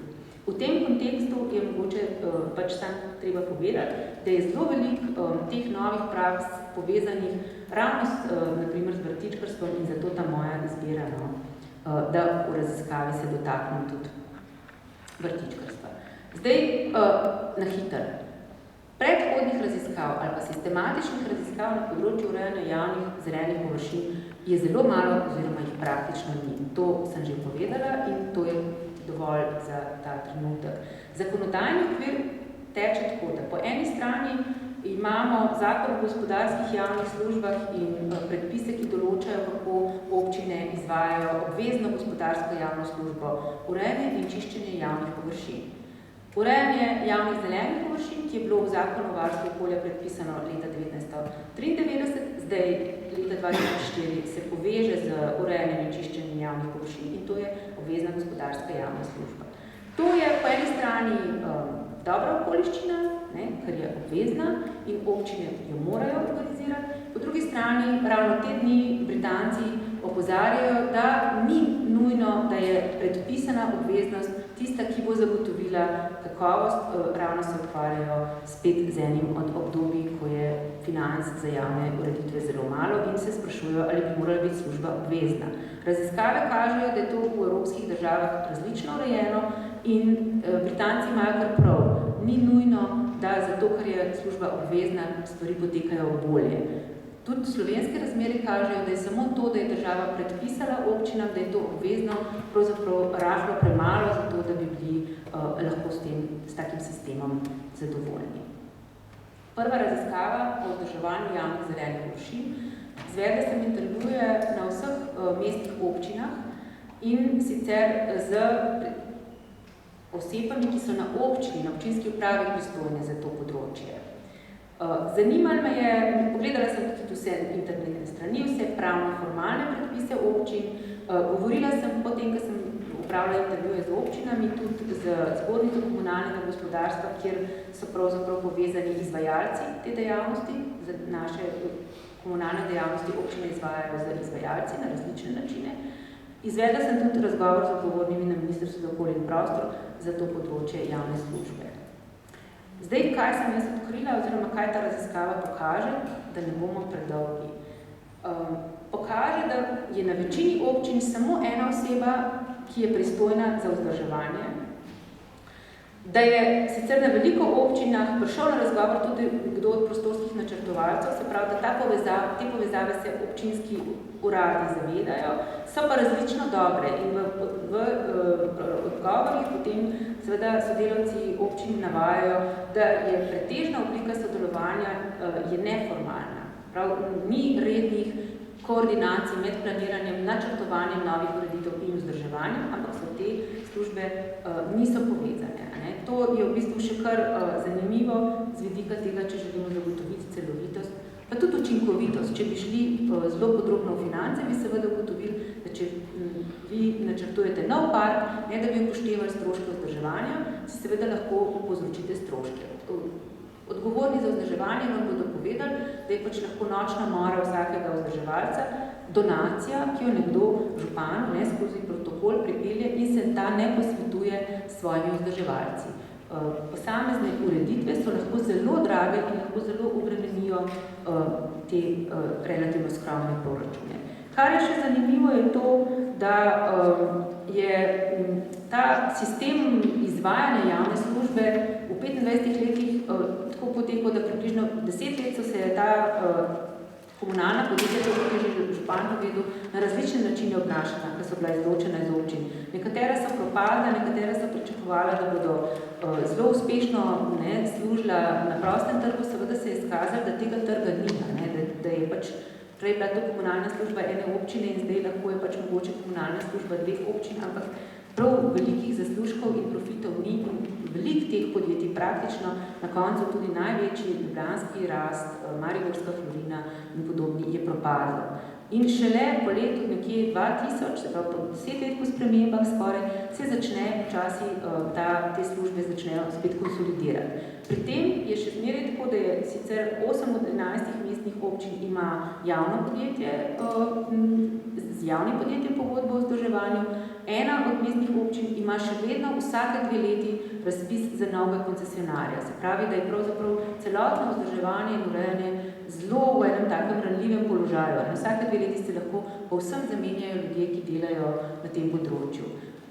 Ta stabilnost je pri tem upravljanju izjemno pomembna in župan nas je tukaj danes opozoril na eno specifiko, te ene mestne občine Celja, ki se lahko pohvali s tem, da je ohranila svoj notranji režijski obrat. S tem občina odlično kompenzira vse nepričakovane dogodke na tem področju, ki so lahko od žledu, za katerega vem, da si predstavljate, kaj za sabo potegne, do raznih drugih nepričakovanih zadev, ki, če imate vi zelo zaprt program sodelovanja in pogodbo z izvajalcem, lahko zelo bremenijo proračun in vam delajo težave, če pa imate režijski obrat, pa lahko vedno namesto, da eno košnjo ali pa nekaj opravi, kar bi naredil malo rutinsko, gre danes narediti nekaj urgentno in na ta način lahko zelo veliko prihranite. Če imate še dobro ekipo ljudi, ki potem spremljajo pogodbenega izvajalca javne službe, lahko pride do odličnih rezultatov. Še ena taka posebnost je mogoče ta, da občine izrazito imajo pristop, da vzdržujejo samo svoje zelene površine, za tiste, ki trdijo, da so njihove, da vzdržujejo samo tiste površine, ki so v javni rabi s to javno službo. Medtem ko, naprimer, šolska dvorišča in igrišča in zelene površine in druge zelene površine v svoji lasti vzdržujejo z različnimi drugimi izvajalci. To je zelo zanimivo, ne razpada dejavnost samo po področjih, planiranje in nove investicije, vzdrževanje, ampak razpada tudi po tem, kdo so pravzaprav ljudje, ki skrbijo za javne zelene površine v mestu. To je ena taka precej zanimiva posebnost. Ena posebnost, mogoče še ta, tudi zanimiva, da pravzaprav razen ene občine imajo vse občine pravzaprav podatke o tem, katere zelene površine vzdržujejo kot javne zelene površine skrite. Ker mi nimamo podatka o javnih zelenih površinah v prostorskih aktih, je ta podatek kot operativen podatek tudi nekje tako pospravljen, da ga pravzaprav vidi samo občinska operativa, ne pa javnost. To je v nasprotju sicer z drugimi praksami in javno dostopnimi podatki. Taka zanimiva ugotovitev. Zdaj, na tej ravni ugotovitev se mi zdi, kar še mogoče posebno zanimivo povedati, eno stvar, to je to, da seveda na tak način, kot so občine organizirane, vse izražajo nikakršna pričakovanja do tega, da bi država kakorkoli podprla jih, čeprav po zelo težkimi pogoji delajo in v bistvu se ve, da so to zelo politično kočljivi proračunski denarji. Pozabila sem mogoče posebej opozoriti, da ob tem, ko sem omenila, da gre za komunalno infrastrukturo, pravzaprav, da gre tukaj za kolektivno komunalno infrastrukturo. To je komunalna infrastruktura, tako kot ni standardov za načrtovanje, tudi ni čisto jasno, koliko denarja točno vi morate imeti za 1 kvadratni meter ali pa za eno drevo vzdrževanje. Nikakor ni jasno, nikjer ni predpisano, nikjer ni določeno in tudi ni možno zelo preprosto reči. In da je smola še večja, zelo lahko je kakšno oddel opustiti včasih. Da parafraziram, če nimate denarja za vratarja in čistilko in kustosa, morate muzej ali pa galerijo zapreti. Če nimate denarja za vzdrževanje, vam parka ni treba zapreti. In imate območja, trenutno naprimer v Ljubljani, gost na Rožnem in Šišenskem hribu, kjer 25 let ni delovala javna služba vzdrževanja. Samo poti so delovali kot javne in so se tukaj in tam obnavljale, vse ostalo je bil strahovit problem. 25 let. Pravzaprav prebivalci tega, bom rekla, izločitve javne službe iz delovanja v prostoru niti niso zaznali. Zdaj seveda se bodo stvari začele spremenjati. O teh evidencah ne bom. Druga moja mala raziskava dotika skupnih stanovanjskih zelenih površin. Zanimiva je zato, ker se v bistvu po letu 90, ko se spremenijo razmere, spremenijo stvari na ta način, da po eni strani še veljajo stari plani, po drugi strani pa v resnici ne veljajo več dogovori o tem, kako planiramo.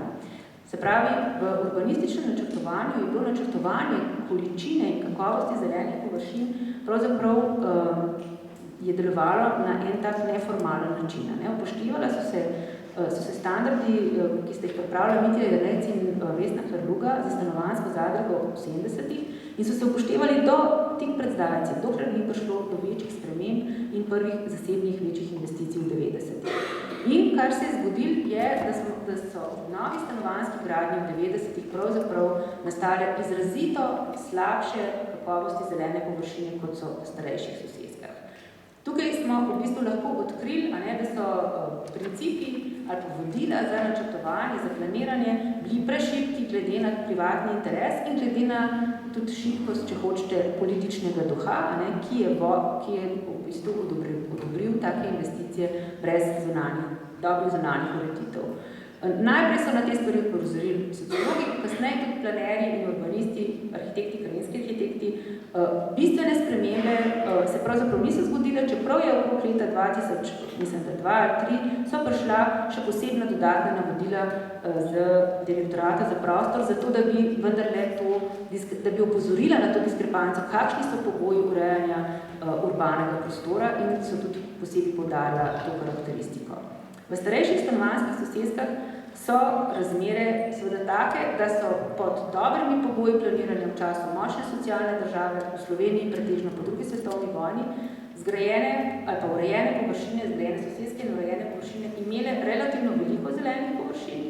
Te niso vse splanirane, nekatere so ostale v prostoru zato, ker niso bili realizirani vsi parkirni prostori, ki so bili načrtovani. Ampak to ni tak problem. Dejstvo je, da gre tukaj za eno visoko kakovost zelenih površin, ki pa so seveda dotrajane, potrebne prenove in kot vemo, so tudi stanovanjske soseske potrebne celovite prenove. Kako so se občine spopadle s stanjem v stanovanjskih soseskah, lepo kaže tale rezultat razgovorov, kjer vidite, da pravzaprav občine ravnajo različno. Večje občine, Ljubljana, Koper, Maribor, teh površin ne vzdržujejo in tudi nimajo ambicije ostati na teh površinah, skupnih stanovanjskih zelenih površinah upravljalke. Manjše občine z takih in drugačnih razlogov ravnajo drugače, več ali manj imajo neka pričakovanja do tega, da bi v tem prostoru ostale in vsaj vodile ali pa spremljale procese prenove in seveda zagotavljale, kot rečeno, družbene koristi, ki jih prinaša ta kakovost in seveda pomagale rešiti probleme, ki so prisotni. Zdaj bom skočila hitro naprej, tako da bom prišla na okrog.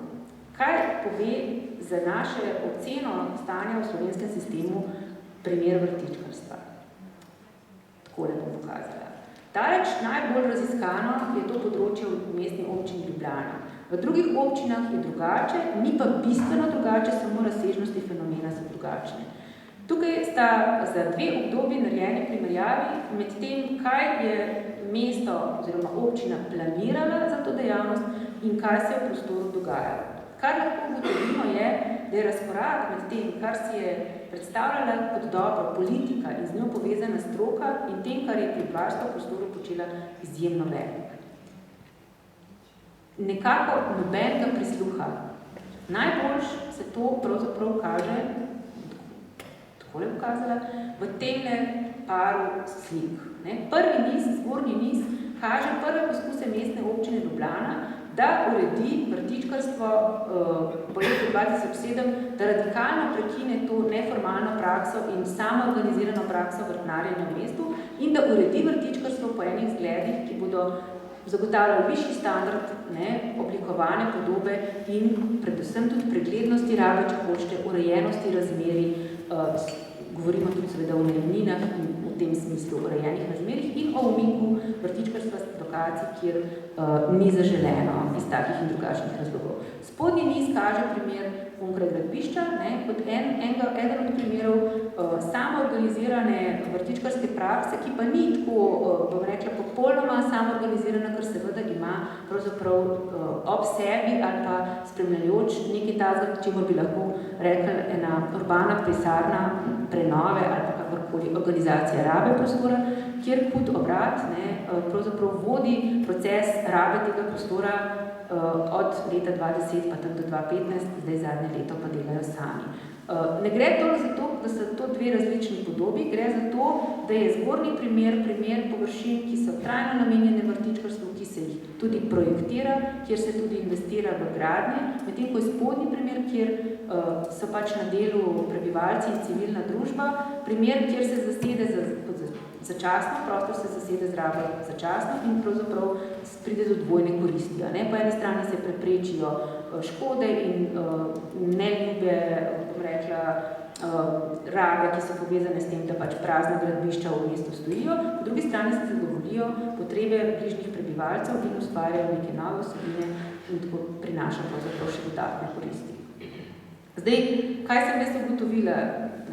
Načeloma sem ugotovila takole, da je pravzaprav slovenski sistem podhranjen v tem smislu, da je država naročila občinam, da morajo javne zelene površine vzdrževati, ni jim dala v oporo nikakršnih navodil, smernic, priporočil v zvezi z standardi vzdrževanja, kar pomeni, da 212 slovenskih občin ne samo, da išče najbolj optimalno obliko, kako bodo dejavnost vzdrževanja izvajale v sodelovanju z zunanjimi izvajalci, ampak se tudi ukvarja s tem, kakšne standarde naj pri tem spoštuje, kolikrat naj kosi, a je na primer namakanje v Kopru fajn ali ni fajn.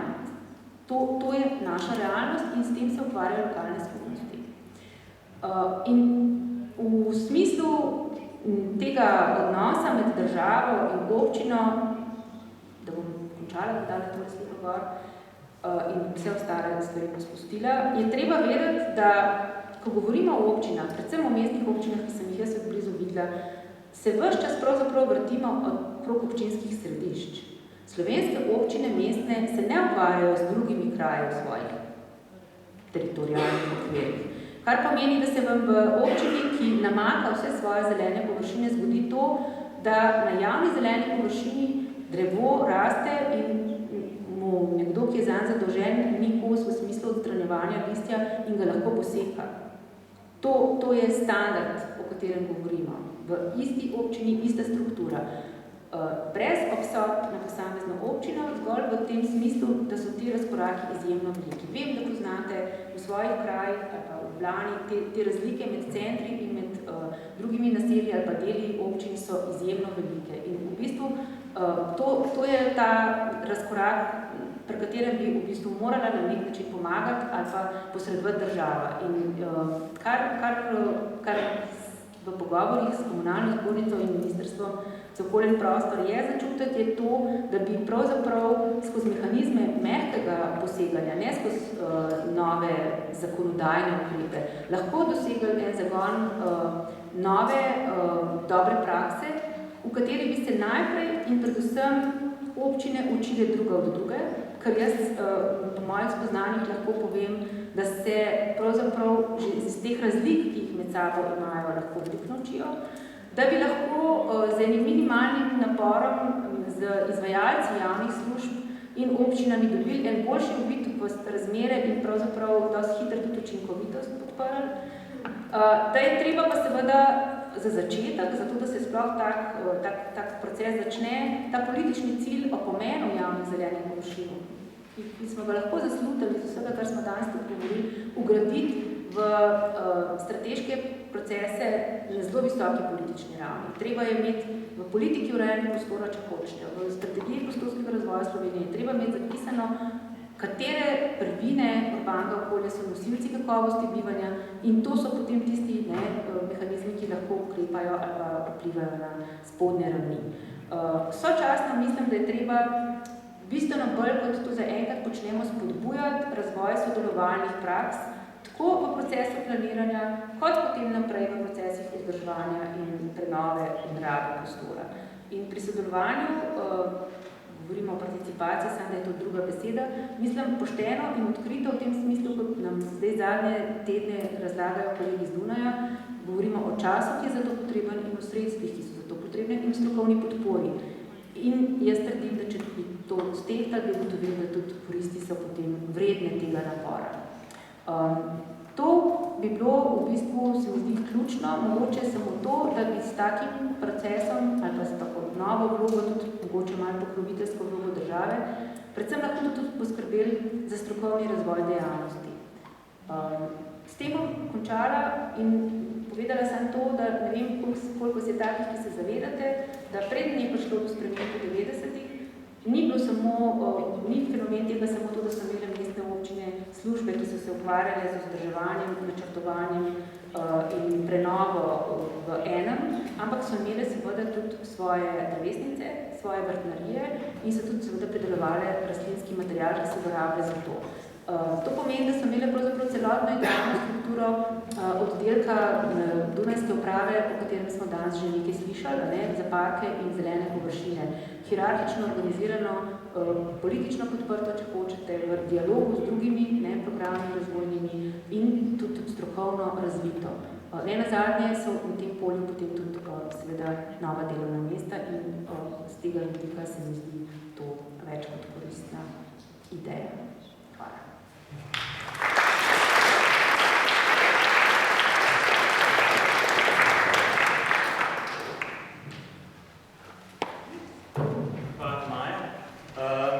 Ne bi razprave zdaj odpirali na tej točki, ker bo pravzaprav Maja, smo prosili, da bo moderirala celoten drugi sklop današnjega dogodka, v okviru katerega se bomo kot prvo, če smo zdaj, bi rekel, se s teorijo nekoliko več ukvarjali, oziroma pač z tujimi praksami in kako bi se jih dalo pač misliti pri nas, se bomo v drugem delu ukvarjali z našo situacijo in z našimi praksami in velik del tega drugega dela je pravzaprav namenjen ravno razpravi. Tako da jaz bi vas zdaj povabil,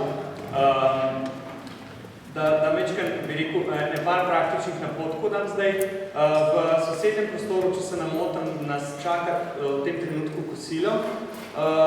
In kar bi vas edin prosil je, oziroma vas povabil, da se po kosilu pač seznanimo z, bi rekel, celjsko situacijo tudi v praksi. Namreč planirali smo ne samo zato, da se, bi rekel, mečkaj prezračimo pa malo prebavno lažje, ampak pač tudi zaradi tega, da se dejansko bi rekel, pod vodstvom tudi kolegov iz mestne občine Celje seznanimo z nekim, bi rekel, konkretno situacijo v naravi. In zato bi prosil, da se dobimo 15 minut ali pa 10 minut mogoče čez 12. pred vhodom v stavbo, pred vhodom na tej Ljubljanski cesti, se pravi, to je, ne vem, kje smo, mislim, da je na tej strani. In da se, skratka, tisti, ki želite se nam pridružiti na sprehodu, vabljeni ste seveda vsi, da greste z nami in drugi del se pa začne ob 1 uri in 15 minut. Skratka, najprej pa kosilo, tlele okrog gremo na tej sosednji. Hvala. A sprejeli, hvala.